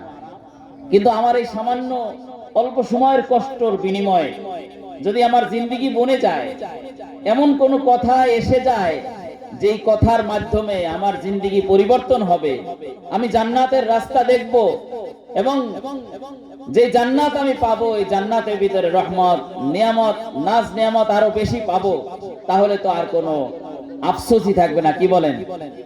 হাসরের ময়দানে যখন বিচার আচার হবে, তখন মানুষ শুধু ওই সময়ের জন্য আফসোস করবে যেই সময়টা সে আল্লাহ পাকের জিকির ছাড়া কাটিয়েছে। সে বলবে, আহা, আমি ওই সময়কে অনর্থক কাটিয়েছি, বসেছিলাম, যদি আমি আল্লাহ পাকের জিকির করতাম, আল্লাহ পাকের হুকুম বিধান অনুযায়ী চলতাম, তাহলে তো জান্নাতে আমার আরো বেশি মাকাম হতো, আরো বেশি মর্যাদা হতো, নাজ নিয়ামত আরো অনেক বেশি পেতাম। এজন্য এই কষ্টও আমাদের জন্য অনেক বড় ফজিলত এবং পাওয়ার প্রাপ্তির আশা, কি বলেন সবাই? আল্লাহ তাআলা আমাদের সকলকে এই কষ্টের বিনিময় আরো বেশি থেকে বেশি গুণ জান্নাতের ভিতরে বাড়িয়ে দিন, সবাই বলেন আমিন। মুহতারাম মুসল্লিয়ানে কেরাম, সম্মানিত উপস্থিতি, সর্বপ্রথম আল্লাহ পাকের দরবারে কৃতজ্ঞতা প্রকাশ করছি, শুকরিয়া করছি যে মহান রব্বুল আলামিন আমাদেরকে এই সুন্দর একটা পরিবেশে বসিয়ে দিয়েছেন। যদিও সামান্য একটু ঠান্ডা, এর থেকেও 2 পয়সা জন্য আমরা কত বেশি ঠান্ডা গরম বরদাস্ত করি, কিন্তু আল্লাহ পাক এই জান্নাতের বাগানে আমাদের জন্য বসিয়ে দিয়েছেন। এজন্য সকলেই সমুচ্চ স্বরে চিল্লায় বলে আলহামদুলিল্লাহ। আল্লাহ পাকের দরবারে আরো কৃতজ্ঞতা ওই ভাইয়ের জন্য, এই বাড়ির জন্য, যাদের সফলতায় এবং যাদের বদান্যতায় কর্মের মাধ্যমে আমরা সুন্দর একটি পরিবেশ পেয়েছি হযরতে উলামায়ে কেরামের কথা শোনার জন্য। এজন্য আমরা ওই ভাইদেরকেও কৃতজ্ঞতার সাথে স্মরণ করছি। আল্লাহ তাআলা তাদেরকে দুনিয়া এবং আখিরাতে আরো বেশি থেকে বেশি জাযা এবং ফজিলত বাড়িয়ে দেখ, সবাই বলেন আমিন। মুহতারাম মুসল্লিয়ানে কেরাম, সম্মানিত উপস্থিতি, পর্দার আড়ালের মা ও বোনেরা, আমি একটি বিষয় অনেক সুদীর্ঘ কিন্তু সংক্ষিপ্ত আকারে আপনাদের সামনে তুলে ধরব। এজন্য আমি আশা করি যে সমস্ত ভাইয়েরা রাস্তায় বিভিন্ন জায়গায় ঘোরাফেরা করছেন, আপনারা মেহেরবানি করে স্টেজের ভিতরে চলে আসেন। একজন ভাইও বাইরে দাঁড়িয়ে থাকবেন না, এটা আপনার কাছে আমার করজোর বিনীত নিবেদন। আমরা এখানে মজলিসের ভিতরে চলে আসি, কোরআনের বাণী শুনি, আহাদিসে মোবারকা, আল্লাহর নবীর কথাগুলো শুনি, আমার জিন্দেগীর আখিরাতকে সুন্দর করার চেষ্টা করি। এজন্য ঘোরাফেরা বাদ দিয়ে শেষ সময়, অল্প সময় আমরা সবাই মজমার ভিতরে চলে আসি। মুহতারাম মুসল্লিয়ানে কেরাম, আল্লাহ পাক রব্বুল আলামিন আমাদেরকে দুনিয়ার ভিতরে পাঠিয়েছেন অল্প সময়ের জন্য। কি বলেন, অনেক বেশি সময় না অল্প সময়? অল্প সময়, কিন্তু আমাদের সফর অনেক দীর্ঘ, যার কোনো শেষ নেই। লা মুনতাহা লাহু ওয়ালা নিহায়াতা লাহু, যার শুরু আছে কিন্তু যার আর শেষ নাই। এরকম একটা গন্তব্যে আমরা পাড়ি দিচ্ছি। কেউ এই গন্তব্যের একেবারে কাছে, এই গন্তব্যের শুরু অর্থাৎ আখিরাতে পথে সফর জমানের শুরুটা কারো একেবারে কাছে, কারো মোটামুটি কাছে, কারো একটু দূরে, কিন্তু সবকিছুই সর্বোচ্চ 60 বছর। কি বলেন? এরপরে আমরা অনন্তকালের একটা সফরে যাচ্ছি, যেই সফরের অনেক বড় পুঁজি লাগবে, অনেক বড় সামানা লাগবে। এটা যদি আমি গুছিয়ে না যাই, তাহলে আমার কঠিন থেকে কঠিন অবস্থা আমার সামনে অপেক্ষা করছে। এই কঠিন অবস্থা থেকে আমরা যাতে বাঁচতে পারি, এই আশায় আমরা সবাই এখানে আসছি। কি বলেন? সবাই চিল্লায় বলেন, ঠিক কিনা? আমাদের ভাই যিনি এই মাহফিলটা আয়োজন করেছেন, তিনিও এই উদ্দেশ্যেই করেছেন, উনি যাতে আখিরাতে নাজাত পেয়ে যান। অনন্তকালের যে সফর আসছে, সেই সফরে যারা মুরব্বীরা পাড়ি জমিয়েছেন, তারা চিরস্থায়ী কামিয়াব হয়ে যান। এই কামিয়াব হওয়ার জন্য আমরা যে দুনিয়ায় আসি, এই দুনিয়া থেকেই আমরা যাতে চিরস্থায়ী অনন্তকালের সফরে চিরস্থায়ী কামিয়াব হতে পারি, এজন্য আল্লাহ তাআলা আমাদেরকে একটা টিপস বলে দিয়েছেন, একটা রাস্তা দেখিয়ে দিয়েছেন। যেই টিপসটা, যে রাস্তাটা যদি আমি আমার জিন্দেগিতে গ্রহণ করি, তাহলে আমার জিন্দেগির প্রত্যেকটা মুহূর্ত, প্রত্যেকটা ক্ষেত্র সব সহজ হয়ে যাবে এবং আল্লাহ পাকের হুকুম অনুযায়ী হয়ে যাবে। সুবহানাল্লাহ। কি বলেন, ঠিক না? তো এরকম একটা বিষয় আমার গ্রহণ করার ইচ্ছা আছে কিনা সবাই? এর নাম হলো তাকওয়া। কি নাম ভাই? তাকওয়া। এটা একটা মৌলিক একটা টিপস। আমি যদি এটা গ্রহণ করতে পারি, টিপস মানে কি? একটা মূলনীতি, যেটা সব জায়গায় কাজে লাগে। এরকম একটা মৌলিক বিষয় যেটা আমি সব জায়গায় কাজে লাগাতে পারি। বাথরুমে গেলেও কাজে লাগাতে পারি, গোসলখানা গেলেও কাজে লাগাতে পারি, মন্ত্রণালয় গেলেও কাজে লাগাতে পারি, মক্কায় গেলেও কাজে লাগাতে পারি, মদিনায় গেলেও কাজে লাগাতে পারি, বিবাহ করতে গেলেও কাজে লাগাতে পারি, রাস্তায় চলাচলের ক্ষেত্রেও কাজে লাগাতে পারি, মেলার রাস্তা দিয়ে যাব, কিভাবে যাব সেখানেও কাজে লাগাতে পারি, মসজিদে যাব, মসজিদে থাকবো, সেখানে কিভাবে থাকবো সেখানেও কাজে লাগাতে পারি। কি বলেন? এরকম সুন্দর একটা কথা আমাদের শুনলে ভালো হয় না? কি বলেন? এর নাম হলো তাকওয়া। তো তাকওয়া একটা আরবি শব্দ, ওলামায়ে কেরাম বুঝছেন যে এর অর্থ কি, কিন্তু আমরা অনেকেই বুঝিনি। তাকওয়া মানে হলো, হযরত উমর রাদিয়াল্লাহু তাআলা আনহু কাব রাদিয়াল্লাহু তাআলা আনহুকে জিজ্ঞেস করছেন, উবাই ইবনে কাবকে, কাব, আচ্ছা বলো তাকওয়া কি? কারণ কোরআনে পাকে অসংখ্য আয়াত এর ফজিলত সম্পর্কে আসছে। আপনাকে ফজিলত সম্পর্কে দুই একটা আয়াত শোনাবো, দুই একটা ঘটনা শোনাবো, তাহলে আপনি বুঝতে পারবেন যে আমার জিন্দেগিতে সবচেয়ে বেশি জরুরি হলো এই তাকওয়া অবলম্বন করা। তাহলে আমরা আগে জেনে নেই যে তাকওয়া কি। সাহাবীর ভাষায় জানি। সাহাবী জিজ্ঞেস করছেন, খলিফাতুল মুসলিমিন, জান্নাতের সুসংবাদ প্রাপ্ত ব্যক্তি, দ্বিতীয় খলিফা হযরত উমর ইবনে খাত্তাব, আবু বকর ফিল জান্নাহ, ওমর ফিল জান্নাহ, ওসমান ফিল জান্নাহ, আলী ফিল জান্নাহ, এরকম 10 জন সাহাবীর ব্যাপারে এক হাদিসে পাকের ভিতরে আল্লাহ রাসূল দুনিয়ার ভিতরে জান্নাতের সার্টিফিকেট দিয়েছেন। এর ভিতরে দ্বিতীয় নম্বর যিনি হলেন, তিনি হলেন, আমরা সবাই জানি, যার নাম শুনলে শয়তান ওই রাস্তা থেকে পালাতো, হযরত উমর ফারুক রাদিয়াল্লাহু তাআলা আনহু। তিনি জিজ্ঞেস করছেন, হে উবাই, তুমি বলো তাকওয়া কি? বলতেছেন, হে আমিরুল মুমিনিন, আমি তাকওয়ার কথা বলবো। আচ্ছা শুনেন, কারণ আপনি তো আমিরুল মুমিনিন, আর উবাই ইবনে কাব সে তো একজন সাহাবী, আর উনি হলেন আমিরুল মুমিনিন। যাকে জিজ্ঞেস করছে সে দুনিয়ায় জান্নাতের সুসংবাদ পান নাই, যদিও সাহাবী, অনেক বড় মর্যাদা। দুনিয়ার ভিতরে সমস্ত ওলিদেরকে যদি একত্রিত করা হয়, তাহলে একজন সাহাবীর যে ন্যূনতম, যে রাসূলুল্লাহ সাল্লাল্লাহু আলাইহি সাল্লামকে একবার দুনিয়ার ভিতরে দেখেছেন ঈমান সহকারে, তার সমপর্যায় হতে পারবে না। একজন সাহাবীর এত দাম। তো বলছে যে তাকওয়া হলো, আপনি কখনো কাঁটাযুক্ত রাস্তায় হাঁটছেন? বলে হ্যাঁ হাঁটছি। আপনারা কি কোনো সময় কাঁটা রাস্তায় হাঁটছেন নাকি? কাঁটা রাস্তা মানে নিচে কাঁটা এমন না, অর্থাৎ লেবু বাগান দেখছেন কেউ? লেবু বাগান কিন্তু মারাত্মক। লেবু বাগানের কাটা দোনো পাশে লেবু গাছ থাকে, বড় যেখানে বাগান চাষ হয়, আর মাঝখানে খালি থাকে। ওই লেবু বাগানের কাটা আস্তে আস্তে পেকে নষ্ট হয়ে নিচে পড়ে। এদিক দিয়ে একটা ঠাল আসে, এদিক দিয়ে একটা আসে, উপরে একটা আসে। তো বলে যদি আপনি ওই কণ্টক যুক্ত কাটাময় রাস্তায় চলেন তাহলে আপনি কিভাবে চলবেন? তো আমিরুল মুমিনিন বললেন যে তুমি এটা বোঝো না, এটা তো সহজ কথা। অর্থাৎ আমি হাঁটবো, হাঁটার পথে কখনো আমার মাথাকে এরকম করব, যেহেতু উপর থেকে কাটা আসছে, আবার কখনো এরকম করব, আবার কখনো এরকম করব, আবার কখনো জামা উঠিয়ে দেবো যাতে নিচে যে কাটা আছে ওইটা না লাগে, আবার সামনে যে কাটার একটা যোগ দেখবো, পা উঠিয়ে দেবো। এই যে সতর্কতার সাথে আমি চলবো, এভাবেই তো আমি কাটা রাস্তায় চলি। ফাযালিকা তাকওয়া। উমর রাদিয়াল্লাহু তাআলা, কাব রাদিয়াল্লাহু তাআলা বললেন যে এটাই হলো তাকওয়া। অর্থাৎ মোহতারাম মুসল্লিয়ানে কেরাম, দুনিয়ার এই জিন্দেগিতে, অল্প সময়ের এই জিন্দেগিতে, এই চাকচিক্যময় জিন্দেগিতে আমরা যখন এরকম ভাবে চলবো, আমরা চলতে থাকবো, কখনো হারামের কাঁটা আসবে তো হারামকে এড়িয়ে যেতে হবে, কখনো ঘুষের কাঁটা আসবে, ঘুষকে এড়িয়ে যেতে হবে, কখনো অন্যায় অপরাধের একটা কাঁটা আসবে, কখনো সুদের কাঁটা আসবে, কখনো বেপরদার কাঁটা আসবে, কখনো ভাতিজার টাকাকে ঠগাইয়ে খাওয়ার কাঁটা আসবে, কখনো বোনের টাকাকে মেরে খাওয়ার টাকা আসবে। এগুলো সব এক একটা কাঁটা, যেই কাঁটা আমার শরীরকে ধ্বংস করে দিবে।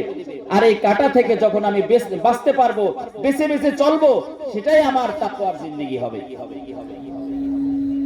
তো আমরা সবাই বুঝছি না যে তাকওয়া কাকে বলে? অর্থাৎ জিন্দেগিটাকে সতর্কতার সাথে পরিচালনা করা, আল্লাহ পাকের কখন কি বিধান রয়েছে সেই বিধান অনুযায়ী, এবং কখন কি করণীয় বর্জনীয় রয়েছে সে অনুযায়ী পরিচালনা করা, এটার নাম হলো তাকওয়া। ولو أن أهل القرى آمنوا واتقوا لفتحنا عليهم بركات من السماء والأرض। যদি আমরা তাকওয়ার জিন্দেগি অবলম্বন করি, মুত্তাকি হয়ে যাই, যারা তাকওয়ার জিন্দেগি অবলম্বন করে তাদেরকে বলা হয় মুত্তাকি। আল্লাহ পাক ইরশাদ করেন, হে দুনিয়ার মানুষ, হে জমিনের অধিবাসীরা, দুনিয়ায় বসবাসকারী মানুষেরা, যদি তোমরা তাকওয়ার জিন্দেগি অবলম্বন করো তাহলে আমি তোমাদের জন্য আসমান এবং জমিনের সমস্ত বরকতের দরজাগুলো খুলে দেব। লাফাতাহনা আলাইহিম বারাকাতিম মিনাস সামাই ওয়াল আরদ। আমি তোমাদের জন্য আসমান এবং জমিনের বরকতের দরজাগুলো উন্মুক্ত করে দিব। এখন বলবেন যে বরকতের দরজা আবার কি? আর এটা হইলে বাকি, না হইলে বাকি, এটাই সব মানে হলো আল্লাহ পাকের রহমতের, আসমান থেকে যে রহমতের দরজা, এটা যদি উন্মুক্ত না হয়, আর জমিনের ভিতরে যে রহমতের এবং বরকতের দরজা, এটা যদি উন্মুক্ত না হয়, এই দুনিয়ার ভিতরে ফসল হবে না, দুনিয়ার ভিতরে বৃষ্টি হবে না, দুনিয়ার ভিতরে চাউল ভাত যেগুলো আছে এই ফসল ফলাদি হবে না। কারণ আপনাকে আমি বলি, এই যে আমাদের ধান পাট হয়, কি বলেন, আমরা যে এখন বাসার থেকে আসলাম, এই যে একটা পরিবেশ আসলো, এই যে পরিবেশে কি আমাদের পেট ভরবে? এই পরিবেশে পেট ভরবে না কিছু খাওয়া লাগবে? খাওয়া লাগবে না? তা আমরা যেটা খাবো সেটা কি? চাল। আচ্ছা, চাল কি কোনো ফ্যাক্টরিতে হয়? ডাল কোনো ফ্যাক্টরিতে হয়? বেগুন কোনো ফ্যাক্টরিতে হয়? কি বলেন, এগুলো কোনো ফ্যাক্টরিতে পাওয়া যায়? আমরা চাল ডাল যত কিছু কৃষি কাজ করি, এগুলো সব জমিনের ভিতরে হয়। কোথায় হয় বলেন? জমিনের ভিতরে হয়। এটা আসমান এবং জমিনের যে ব্যবস্থাপনা আল্লাহ পাক রেখেছেন, এই ব্যবস্থাপনার মাধ্যমে দুনিয়ার ভিতরে এই চাল ডাল সহ আমাদের প্রয়োজনীয় যত সামগ্রী, এটা সবকিছু এই আসমান এবং জমিনের ব্যবস্থাপনার মাধ্যমে হয়। যদি যথাসময় বৃষ্টি না হয়, পানি না পাওয়া যায়, তাহলে দুনিয়ায় কোনো চাল হবে? যদি শিশির না হয়, বেগুন হবে? যদি প্রয়োজনীয়, যখন বৃষ্টি হওয়া দরকার, যখন রৌদ্র হওয়া দরকার, দিন রাতের পরিবর্তন, এই যে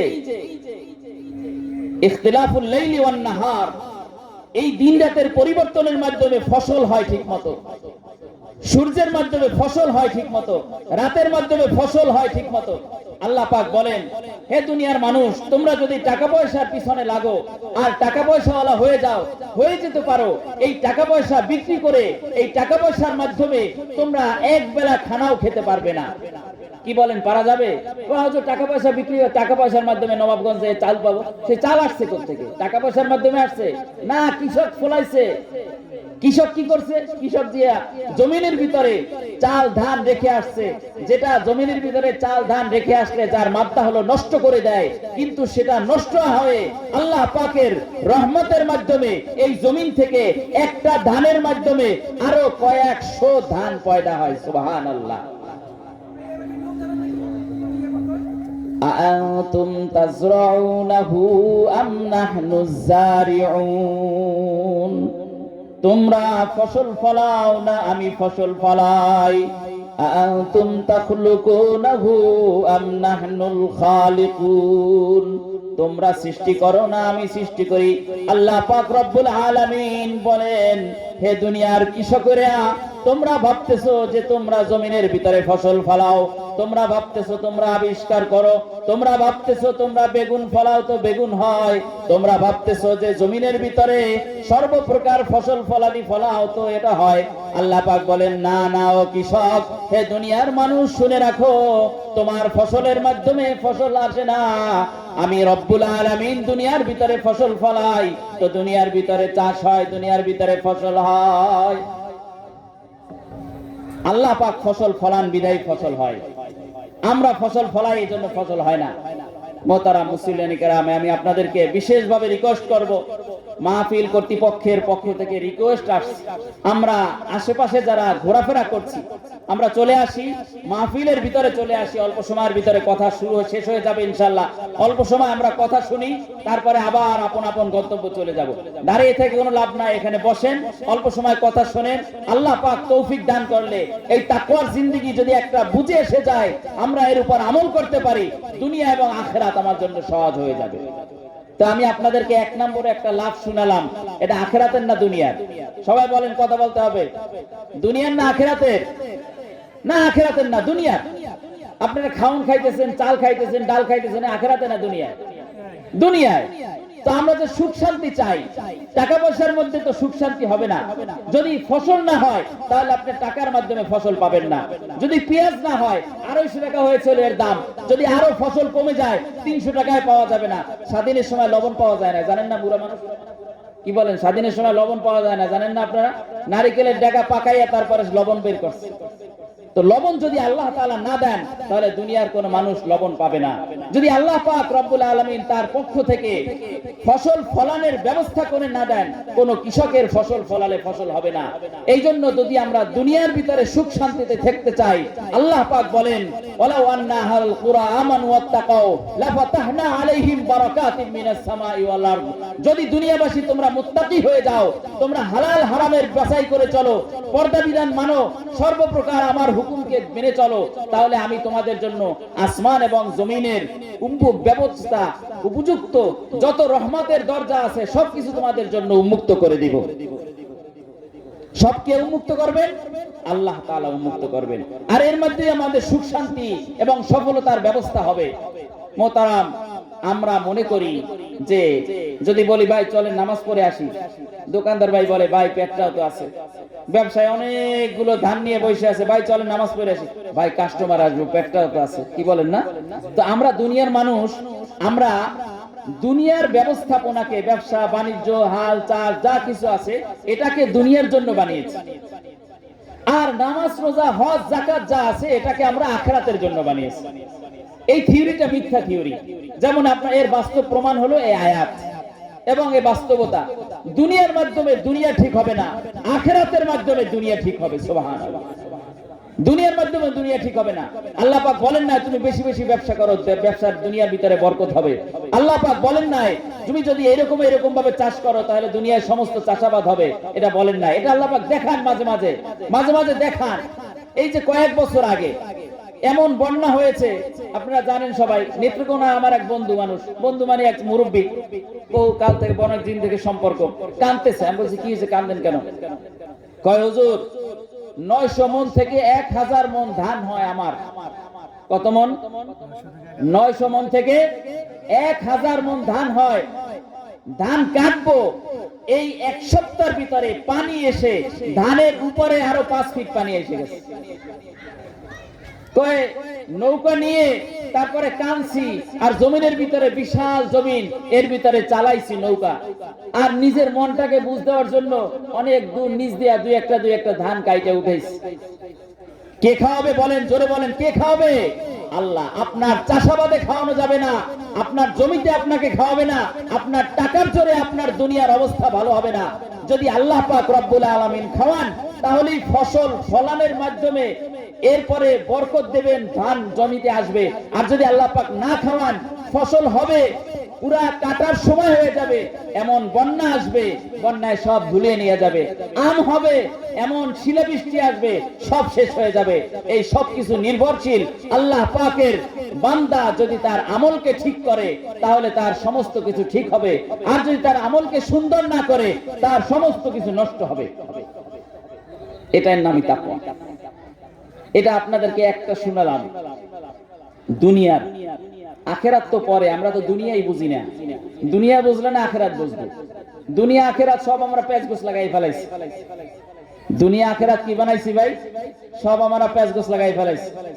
দুনিয়ার ভিতরে যেমন একটা কথা খারাপ শোনা যায়, বা খারাপ শোনা গেলেও সত্য, দুনিয়ার মানুষ এখন কে বউ কে ভাবি কে কি, এটার ভিতরে প্যাচগোছ লাগাই ফেলাইছেন। এই যে একটা হুজুর বললো, একজন হুজুর একটা কথা বললেন না, তো কে স্ত্রী কে কি কে সবকিছু সমান হয়ে গেছে অনেক মানুষের কাছে। তো এরকম ভাবে আমরা দুনিয়া এবং আখেরাতকে আমরা প্যাচগোছ লাগাই ফেলাইছি ভাই। পেছ লাগাইলে কাজ হইব না। যেটার যে অবস্থান ওইটাকে বুঝতে হবে। মা সম্মানের আসনে আছেন, ওনাকে মা হিসেবে বুঝতে হবে। স্ত্রী আরেক সম্মানের আসনে আছেন, ওনাকে ওই সম্মান দিতে হবে।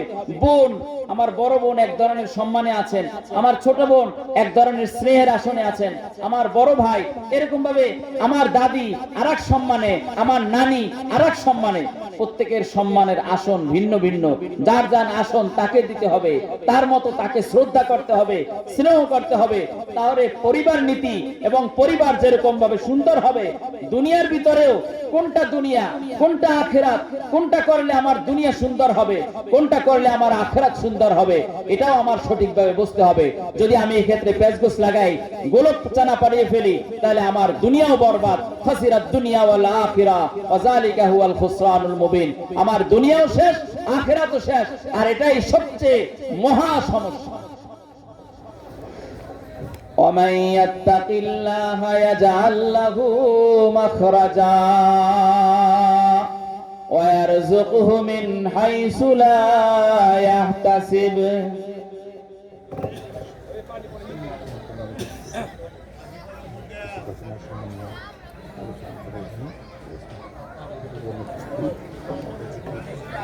এই জন্য ভাই আপনাদেরকে একটা শোনালাম তাকওয়ার ফজিলত। হ্যাঁ, আল্লাহ পাক আরো বলেছেন, অর্থাৎ এর মাধ্যমে আমার দুনিয়া সুন্দর হবে। আমার দুনিয়াটা সুন্দর হওয়া দরকার কি না, কি বলেন? আমার দুনিয়া যদি সুন্দর না হয়, তাহলে আমি আখিরাত কামাইতে পারবো? যদি অতি বৃষ্টি হয়ে যায়, তাহলে মসজিদে যাইতে পারবো না। যদি অতি বাতাস হয়ে যায়, তাহলেও মসজিদে যাইতে পারবো না। অতি রৌদ্র হয়ে যায়, তাহলেও মসজিদে যাইতে পারবো না। একেবারে বৃষ্টি হয় না, অনাবৃষ্টি, অতিবৃষ্টি, অতিরোধ, একেবারেই রোদ না হওয়া, সবকিছুই আমার জন্য ক্ষতিকর। এই জন্য ভাই আমরা যারা হাঁটাচলা করতেছি, বারে বারেই বলা হচ্ছে আমরা একটু ভিতরে এসে বসি, আমরা একটু ভিতরে আসি মেহেরবানি করে। যুবক ভাইরা, বৃদ্ধ বাবারা যারা আছেন, সবাই একটু ভিতরে আসেন, পরিবেশটা সুন্দর করেন। ফেরেশতাদের পরিবেশ, রহমতের পরিবেশ। সবাই একটু জিকির করি, একটু অন্তরের মন দিয়ে একটু জিকির করি। সবাই বলি লা ইলাহা ইল্লাল্লাহ, লা ইলাহা ইল্লাল্লাহ। মহব্বতের সাথে লা ইলাহা ইল্লাল্লাহ, লা ইলাহা ইল্লাল্লাহ, লা ইলাহা ইল্লাল্লাহ, লা ইলাহা ইল্লাল্লাহ, লা খালিকা ইল্লাল্লাহ, লা মালিকা ইল্লাল্লাহ, আল্লাহ আল্লাহ আল্লাহ আল্লাহ, জোরে মহব্বতের সাথে আল্লাহ আল্লাহ আল্লাহ আল্লাহ আল্লাহ আল্লাহ আল্লাহ আল্লাহ আল্লাহ আল্লাহ আল্লাহ, লা ইলাহা ইল্লাল্লাহু মুহাম্মাদুর রাসূলুল্লাহ। ভাই এই যে আল্লাহ বললাম, আমরা জিকির করলাম না, জিকিরের মাধ্যমে দিল সাফ হয়, পরিষ্কার হয়। এক লোক মারা গেছে, যাচ্ছে সফরে, হঠাৎ করে মারা গেছে। কিতাবের ভিতরে ঘটনা আসছে, লোকটা মারা গেছে পর জাহান্নামের ফেরেশতা আসছে, জান্নাতের ফেরেশতাও আসছে। এখন জাহান্নামের ফেরেশতা লোকটাকে জাহান্নামে নিয়ে যাবে, আর জান্নাতের ফেরেশতা লোকটাকে জান্নাতে নিয়ে যাবে। দুই দল ঝগড়া লাগছে। দুই দল কি লাগছে ভাই? ঝগড়া লাগছে। এখন দোনো দল বলতেছে আমি জান্নাতে নেব, ওকে আমি জাহান্নামে নেব। আচ্ছা ঠিক আছে, দোনোজনের যুক্তি বলো। এখন জাহান্নামের ফেরেশতা এই বলে যে আর জিন্দেগিতে কোনো নেকই তো নাই। কি নাই ভাই? কোনো নেক নাই। তো নেক না থাকলে জান্নাতে যাবে বলেন? জান্নাতে যাবে না। কয়েকটা ঘটনা আসছে হাদিসে পাকে এই একই মর্মে। একটা ঘটনা হলো এই মৃত্যু, এক মৃত্যু চলছে। তো জান্নাতের ফেরেশতা বলতেছে, সুবহানাল্লাহ, জান্নাতের ফেরেশতা বলতেছে যে ভাই দেখো এর জিন্দেগিতে একটা লা ইলাহা ইল্লাল্লাহ, একটা আল্লাহ পাকের জিকির রয়েছে, তার অন্তরের ভিতরে আল্লাহ রয়েছে। অতএব যার অন্তরের ভিতরে আল্লাহ রয়েছে সে কিছুতেই জাহান্নামে যেতে পারে না, সে জান্নাতেই যাবে। সুবহানাল্লাহ। দেখলেন, একটা জিকিরের মাধ্যমে সে ব্যক্তি মাপ পেয়ে গেছে। সুবহানাল্লাহ। এজন্য ভাই আখিরাতের কাজ, ওয়াসারিউ ইলা মাগফিরাতিন মির রাব্বিকুম ওয়া জান্নাতিন আরদুহা কাআরদিস সামাই ওয়াল আরদ। হে দুনিয়াবাসী, তোমরা জান্নাতের দিকে ছুটে আসো, যেই জান্নাতের দৈর্ঘ্য প্রস্থ আসমান থেকে জমিন পর্যন্ত, এবং যার কুল কিনারা নাই, যেটা অনন্ত অসীম, এত বিশাল জান্নাত তুমি পাবে। সেই জান্নাতের দিকে দ্রুত গতিতে আসো। এই জান্নাতে যাওয়ার জন্যই সামনে রমজানুল মুবারক আসছে। আর এই রমজানকে আমাদের জন্য দান করছেন। কুতিবা আলাইকুমুস সিয়ামু কামা কুতিবা আলাল্লাযীনা মিন ক্বাবলিকুম লাআল্লাকুম তাত্তাকুন। তোমাদের জন্য আমি রোজা, রমজানুল মুবারকের রোজাকে ফরজ করেছি। এরকম ভাবে পূর্ববর্তী মানুষের উপরেও রমজানুল মুবারকের রোজা ফরজ করিয়াছিলাম। এর উদ্দেশ্য হলো লাআল্লাকুম তাত্তাকুন, যাতে তোমরা মুত্তাকি বান্দা, আল্লাহ পাকের প্রিয় বান্দা হতে পারো। আমরা যে টপিকের উপরে আলোচনা করছি, যাতে তোমরা তাকওয়াওয়ালা বান্দা হয়ে যেতে পারো। এই তাকওয়ার মাস এই আসছে সামনে, রমজানুল মুবারক, আল্লাহকে পাওয়ার মাস। তাকওয়া এমন এক জিন্দেগি, এমন এক মাধ্যম যেটা আমাদের প্রত্যেকের জিন্দেগিতে থাকা উচিত, যেটা আমাদের ব্যক্তিগত জিন্দেগিতে থাকা উচিত, যেটা আমাদের রাষ্ট্রীয় জিন্দেগিতে থাকা উচিত, যেটা আমাদের অর্থনীতি জিন্দেগিতে থাকা উচিত, যেটা আমাদের ব্যবসায়ী জিন্দেগিতে থাকা উচিত। আমাদের বুখারী মুসলিম সহ বিভিন্ন কিতাবের ভিতরে একটা ঘটনা আছে, বুখারী শরীফের ঘটনা। আল্লাহর রাসূল সব শুনবেন, আপনারা এই ঘটনা শুনবেননি ভাই? কি বলেন, শুনবেন? দেখেন আজীব ধরনের ঘটনা, এই তাকওয়ার ঘটনা।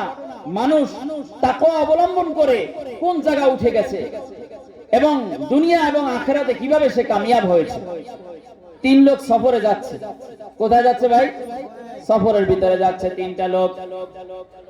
যাইতে যাইতে পাহাড়ি পথ তারা অতিক্রম করছে। পাহাড়ি পথ, যখন পাহাড়ের ভিতর থেকে দুর্গম গিরি কান্তর মরু দস্তুর পারাবার লঙ্ঘিতে হবে রাত্রি নিশীথে, যাত্রীরা হুঁশিয়ার। বলে না, কঠিন পথ তারা পাড়ি দিচ্ছে, দুর্গম গিরি। তো হঠাৎ করে পাহাড়ি ঝড় এসেছে। কি আসছে ভাই? পাহাড়ি ঝড়। পাহাড়ি ঝড় যখন আসে খুব মারাত্মক।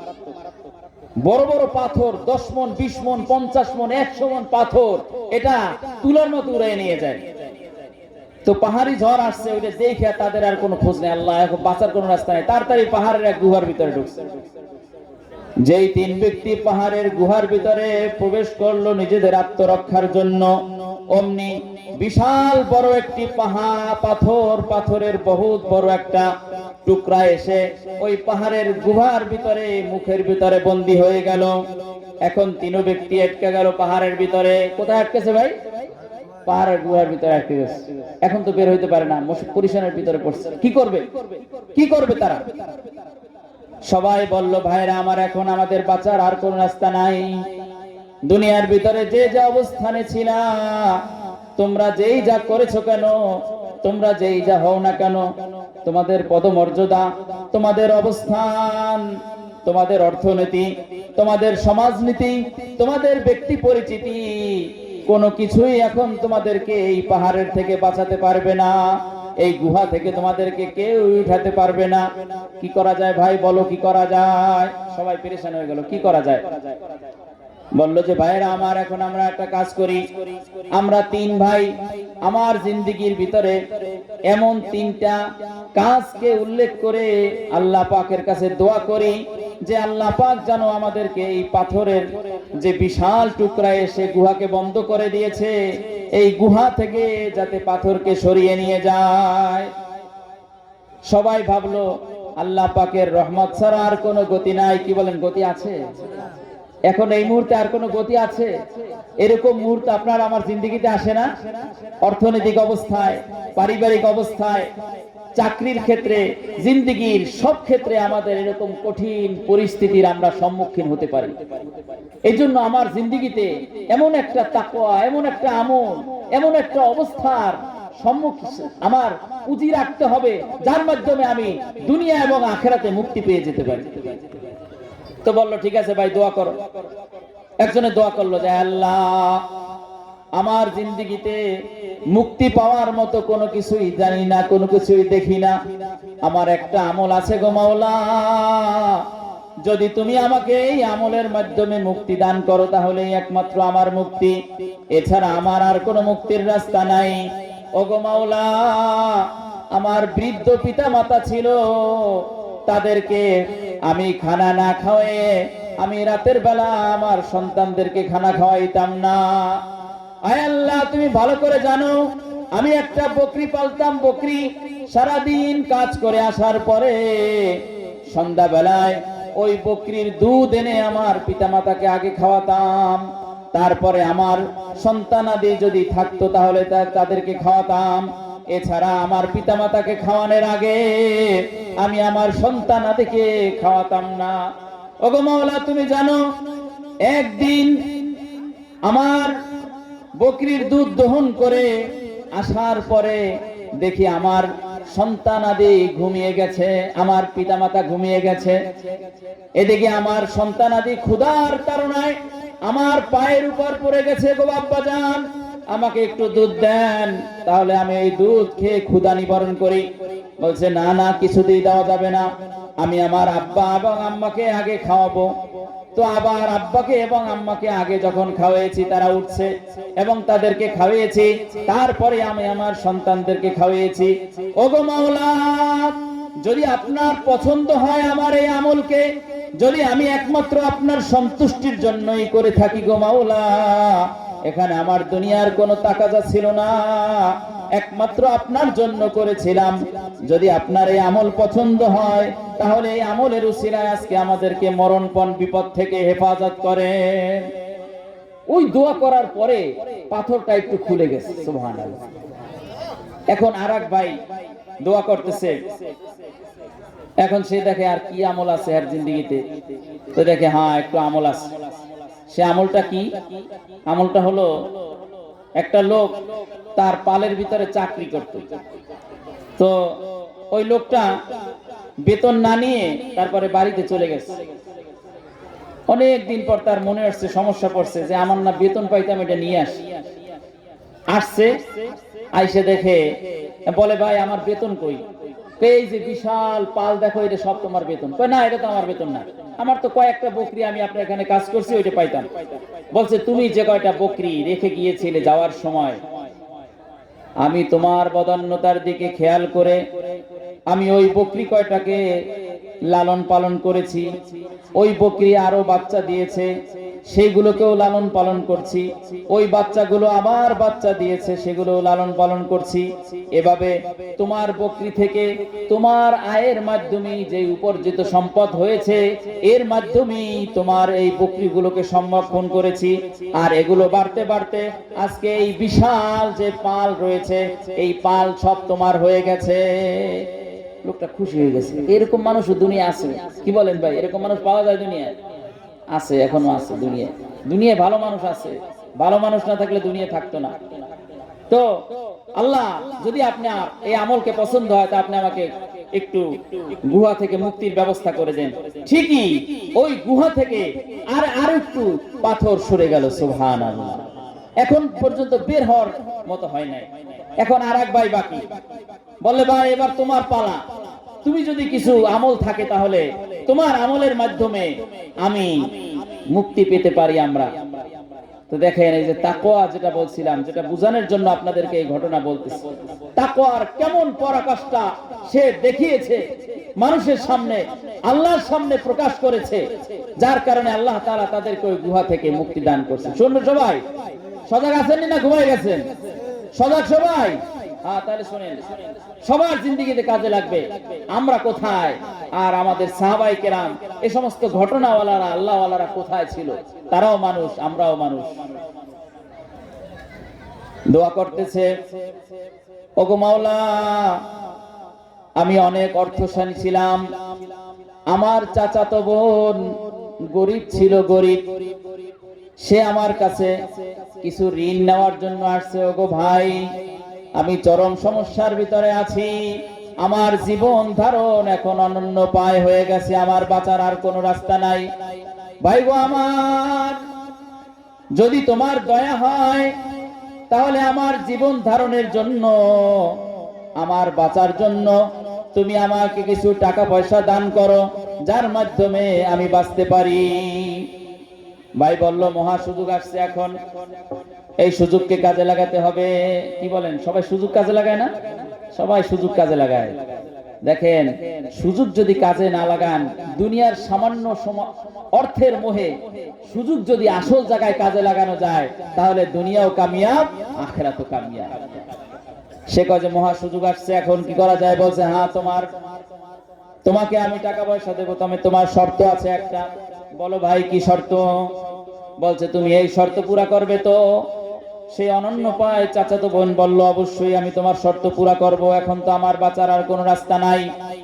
তখন বলল, তাহলে তোমার সাথে আমি আমার জৈবিক চাহিদা, আমি আমার কামনা বাসনা পুরা করতে চাই, তুমি রাজি আছো কিনা? সেই মেয়ে অনন্য পায় হয়ে বলল, ঠিক আছে ভাই, তুমি তোমার চাহিদা পুরা করো, তারপরেও আমার জীবন ধারণের জন্য, বাঁচার জন্য কিছু টাকা পয়সা দান করো।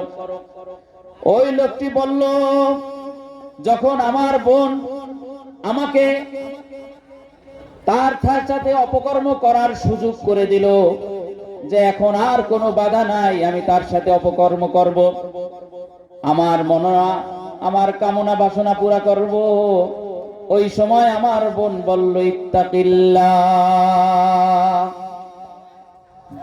ওই সময় আমার বোন বলল, ইত্তাকিল্লাহ ইয়া আখি, ইত্তাকিল্লাহ। হে আমার প্রিয় ভাই, তুমি তাকওয়া অবলম্বন করো, তুমি আল্লাহকে ভয় করো। আমার সাথে যে তুমি অপকর্ম করছো, এক্ষেত্রে তুমি মহান রব্বুল আলামিনকে ভয় করো, আল্লাহর কাছে ভয় করো। এই সামান্য কুপ্রবৃত্তির চাহিদা পুরা করার ব্যাপারে আল্লাহ পাক যে কঠোর ঘোষণা দিয়েছেন, এই ঘোষণাকে তুমি ভয় করো, জাহান্নামকে ভয় করে আমাকে ছেড়ে দাও।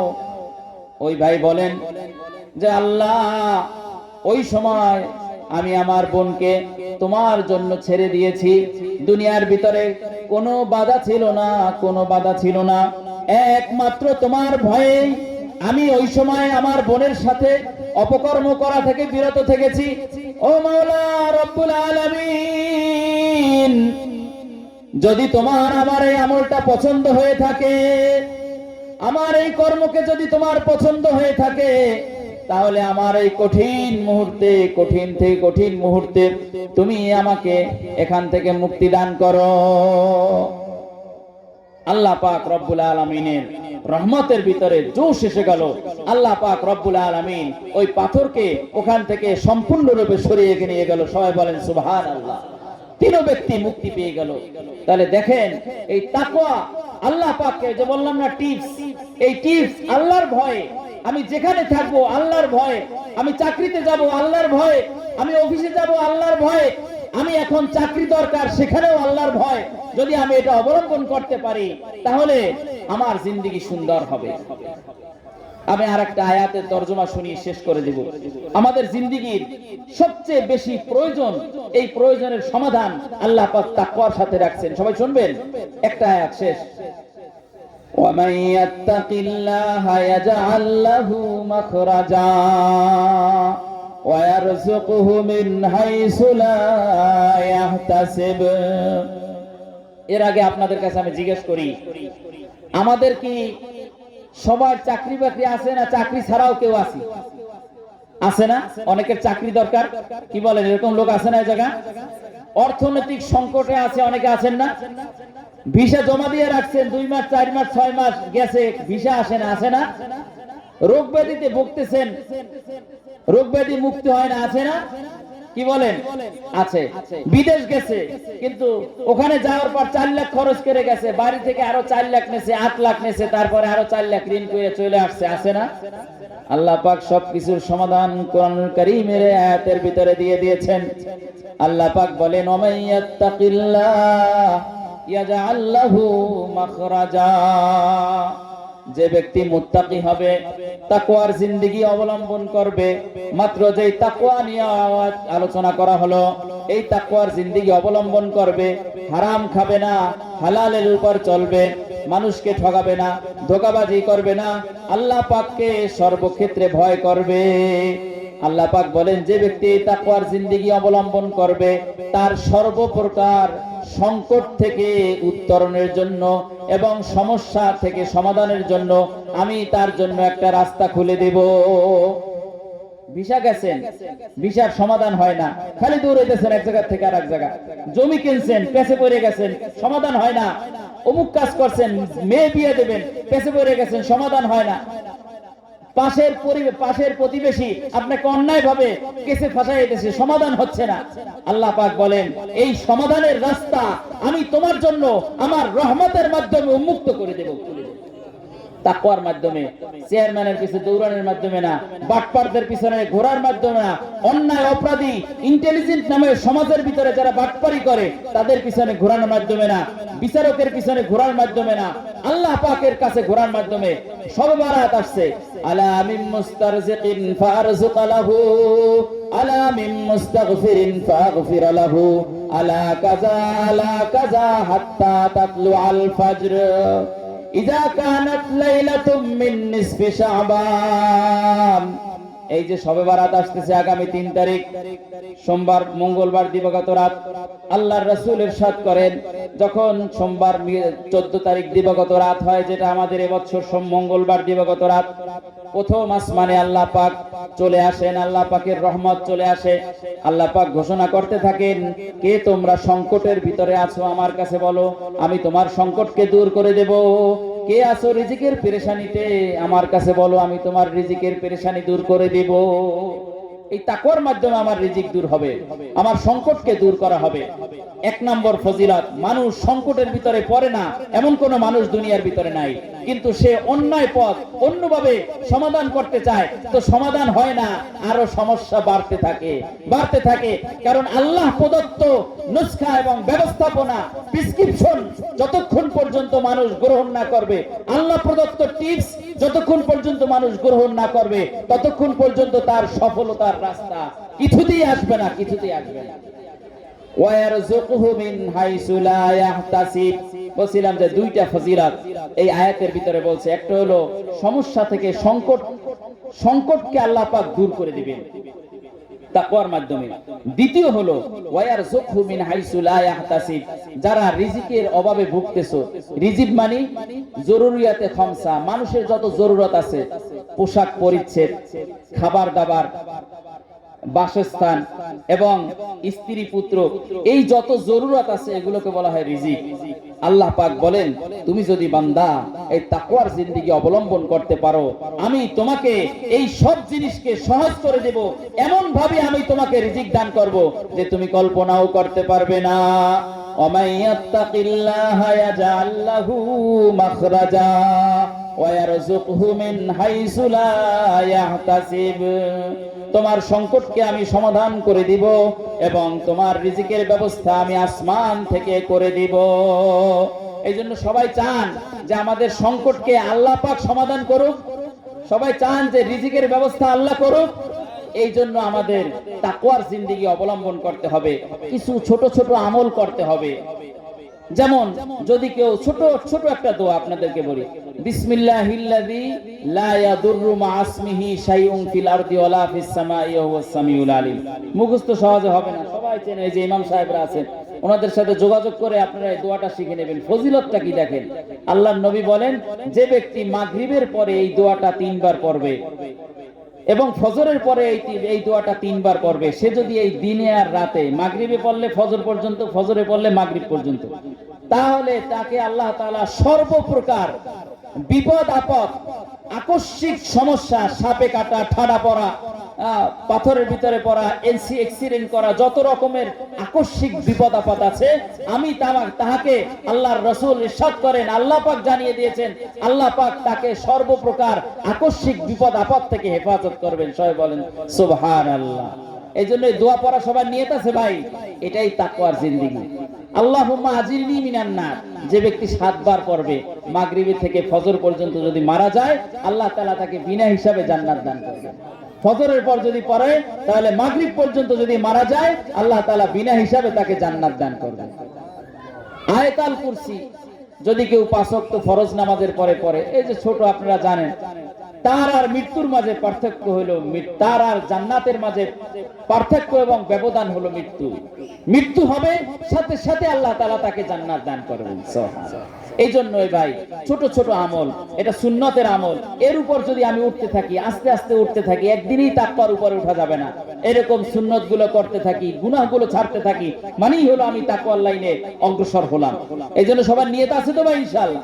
এই জন্য আমরা এই আমলের মাধ্যমে, গুনাহকে ছেড়ে দেওয়ার মাধ্যমে, শবে বারাত আসছে, আমরা ইনশাআল্লাহ কে কে নিয়ত করতে পারি যে শবে বারাতে আমি আল্লাহর কাছে গিয়ে একেবারে কায়েমানো বাক্যে দিন থেকে আল্লাহর কাছে তওবা করব যে আর জিন্দেগিতে কোনো গুনাহ করব না। কার কার নিয়ত আছে হাত জাগিয়ে আল্লাহ তাআলাকে বলেন, কার কার নিয়ত আছে ইনশাআল্লাহ। আল্লাহ আপনি সকলকে maaf করে দেন, আল্লাহ সকলকে আপনি নিয়তকে পুরো করার ব্যবস্থা করে দেন।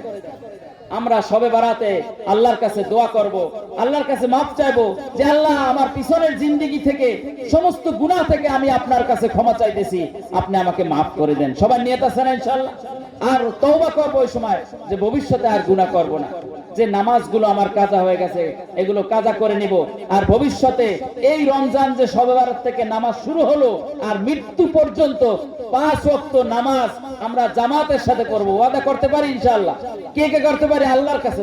দেখেন ভাই, এখানে চেয়ারম্যান মেম্বার নাই। আল্লাহ সকলকে মৃত্যু পর্যন্ত 5 ওয়াক্ত নামাজ সকলকে জামাতের সাথে আদায় করার তৌফিক দান করে। সবাই বলেন আমিন। আমাদের সকলকে তাকওয়ার জিন্দেগি অবলম্বন করে, গুনাহ মুক্ত জিন্দেগি অবলম্বন করে, ইতাআতের জিন্দেগি, আল্লাহ পাকের অনুসরণীয় জিন্দেগিকে অবলম্বন করার তৌফিক দান করেন। সবাই বলেন আমিন। ওয়া আখিরু দাওয়ানা আনিল হামদুলিল্লাহি রাব্বিল আলামিন। আলহামদুলিল্লাহ। ধন্যবাদ আমাদের আজকের সম্মানিত প্রধান বক্তা জনাব হযরত মাওলানা মুফতি মোহাম্মদ সাইদ। ওলামায়ে কেরামের মুখ থেকে বিভিন্ন পর্যায়ে বিভিন্ন রকম অনেক সুন্দর সুন্দর আলোচনা শুনছি। আল্লাহ পাকের কাছে শুকরিয়া আদায় করি। আল্লাহ যেন যিনি এই মজলিসটাকে প্রতিষ্ঠিত করছেন, পরিচালনা করতেছেন, আল্লাহ যেন তাকে নেক হায়াত দারাজ করেন। সকলে বলি আমিন। আমাদের আজকের মাহফিলের সম্মানিত সভাপতি এবং এই মাহফিলের সম্পূর্ণ যিনি বাস্তবায়ন করছেন জনাব মোহাম্মদ আরমিন সুমন ভাই, জনাব সুমন ভাই আমাদের সকলের উদ্দেশ্যে কিছু কথাবার্তা বলবেন ইনশাআল্লাহ।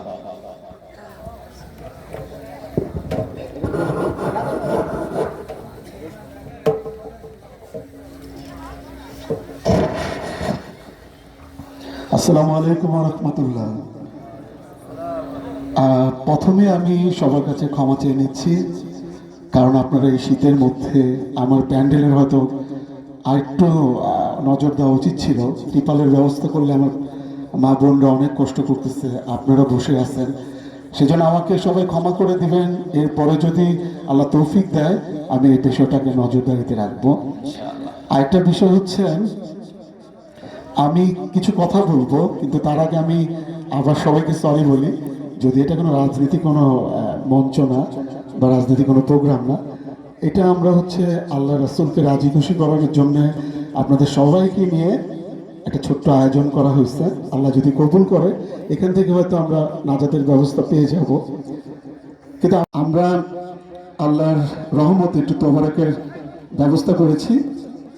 এটা আসলে অনেক বড় কিছু না, ছোট্ট একটা বিষয়। তবে এই তোবারকটা আমি কেন দিই জানেন? এই তোবারকটা দিলেন আমার বরকত বেড়ে যায়। আমি যখন আপনাদেরকে খাওয়াই, পরের দিনই আমার হয়তো একটা ভালো মেসেজ চলে আসে, আমার বিজনেসটাকে আরো স্টাবলিশড হয়ে যায়। হয়তো আমি এখানে কিছু একটা টাকা ইনভেস্ট করি, কিন্তু আল্লাহ আমাকে অনেক কিছু দিয়ে দেয়। এটার কিন্তু ফজিলত তো আপনারা প্র্যাকটিক্যালি দেখতে পাচ্ছেন। আমি কিন্তু একদম বহু বছর ধরে করতেছি, আল্লাহ আলহামদুলিল্লাহ করাচ্ছে, আর বড় হচ্ছে, ডে বাই ডে আরো বড় হচ্ছে। তবে আমার সবচেয়ে যে কষ্টের বিষয় সেটা হচ্ছে, আমি তো একজন এতিম। গত বছর আমার মা ছিল, এই মাহফিলগুলি আমার মা দেখে গেছে। এই বছর মা নাই, তো সেজন্য আসলে কিছুই ভালো লাগে না। তারপরেও আসলে মা বলে গেছিল সবসময় করার জন্য, সেজন্য আমি মন থেকেই বলি এটা আমি করে যাব যতদিন বেঁচে থাকি। আমি যখন চলে যাব আমার সন্তানরা যেন করতে পারে, সেই দোয়া আপনাদের কাছে চাচ্ছি। আরেকটা ব্যাপার হচ্ছে ভাইয়া, হুজুরা তো অনেক কথা বলে, আমল করার কথা বলে, ওনাদের জন্য বলে না, আমাদের জন্যই বলে, আমরা যেন এই গুণামুক্ত। কারণ আমরা তো আসলে রোজ হাসর দুযোগ দেশ তো শুনে আসছি, দেখি নাই, কিন্তু ওনারা তো আরবি ভাষাটাকে ওনারা আয়ত্ত করে ফেলছে। ওনারা যে ভাষায় কথা বলে, যে ভাষাটা বুঝে আপনি সেটা বুঝবো না, কারণ ওনারা জানে এটার অথেন্টিকটা কতটা ডেঞ্জারাস, দুযোগটা কি। সেজন্য আলেমুলামাদের তো আসলে ওনাদের কথা যদি একটু বলি, আমরা একটা ছোট্ট একটা দোয়া বা সূরা বলেন মুখস্থ করতে কত হ্যারেস হতে হয়, কত স্ট্রাগল করতে হয়। ওনার একটা কোরআন পকেটে নিয়ে ঘুরে, একদম হার্ডে নিয়ে ঘুরে। ওনাদের অবস্থান হচ্ছে, আমাদের এই জমিনে ওনারা না থাকলে আসলে এই পৃথিবীতে থাকতো না। ওনারা আছে বলে এই পৃথিবীতে এখনো টিকে আছে, ওনাদেরকে সম্মান করতে হবে। আর বক্তৃতার ব্যাপারটা হচ্ছে কি, অনেকে অনেক রকম মন্তব্য করে যে এই হুজুরটা জমাতে পারলো না, এই হুজুরটা এটা, এই মন্তব্যের চেয়ে উচিত ভালো কথা হচ্ছে যেটা, ওনার থেকে আপনি কি মেসেজ পাচ্ছেন, কি আপনাকে ক্রপ করলো, এটা খুব গুরুত্বপূর্ণ বিষয়। জমানের ব্যাপারটা হচ্ছে গান বাজনায় মানুষ জমবে, নাচে, আবার কিছু জোকার করে নাচে, এটা জমানের বিষয় না। এটা আপনাকে কতটা হার্ডে আপনাকে ইনভলভ করতে পারে, আপনাকে কতটা হার্ডে ঢুকতে পারে, তার বয়ানটাকে আপনাকে কত টাচই হতে পারে, এটা হচ্ছে খুব গুরুত্বপূর্ণ বিষয়। আমি আসলে এত কথা বলি না, শুধু আমি মনে হয় এই গত বছর কিছু কথা বলছিলাম আর আজকে বলতেছি। আমার লাইফেও আমার অনেক বন্ধু বান্ধব, আমার সবচেয়ে বড় প্রাপ্তি হচ্ছে আমার বন্ধুরা। আমার বন্ধুরা খুব ভালো ভালো পজিশনে, অনেক ট্যালেন্ট, অনেক মেধাবী, কিন্তু আল্লাহ তারপরে আমাকে অনেক ভালো রাখছে। এর কারণ কি জানেন? আমি যাই করি আমার কিন্তু একটা নির্দিষ্ট সময় আমি একটা আমল করি। নামাজ তো এটা বাধ্যতামূলক ফরজ করতেই হবে, আপনাকে আমল করতে হবে। আমলগুলি এখন এত সহজ হয়ে গেছে, ইউটিউবে ঘাটলে পাওয়া যায় কি করতে হবে, কখন কি আমল করতে হবে। অনেক বেশি করতে হবে এমন কিছু না, সময় যার যত আছে সে যত আমল করবে। আমল মানুষকে একদম পরিবর্তন করে দেয়, শুধু অর্থনৈতিক না, শারীরিক, ফ্যামিলিগত, ওভারঅল সব কিছু থেকেই আমল থেকে পরিবর্তন চলে আসে। আর আমার ওখানে তো আমার মা বোনদের যে অবস্থা দেখে আসছি, আসলে কথা বলতেও আমার ভালো লাগতেছে না, কারণ বাচ্চাদের নিয়ে একদম কুয়াশার মধ্যে বসে আছে। তা আমরা এখন মন থেকে সবাই যার যার জন্য দোয়া করব। দোয়া তো আসলে যার যার জন্যই হয়, তারপরে মন থেকে সবার জন্য সবাই দোয়া করব। আপনি যখন আমার জন্য দোয়া করবেন, এই দোয়াটা কাউন্টিং বেশি হবে, আল্লাহ পাক এটা খুশি হয়। তো সবাই সবার জন্য দোয়া করব একদম মন থেকে। আর আপনাদের জন্য তবরকের ব্যবস্থা আছে, সবার কাছে তবরক চলে যাবে, কোনো হট্টগোল করতে হবে না। আমি এই বলে শেষ করছি, আমাদের জন্যে, আমার জন্যে, আমার পরিবারের জন্যে, সবার জন্য দোয়া করবেন please. Thank you very much. আসসালামু আলাইকুম রহমতুল্লাহ। ধন্যবাদ যার মোহাম্মদ আর্নিক সুমন ভাইকে সুন্দর তার মনের কথা ব্যক্ত করার জন্য।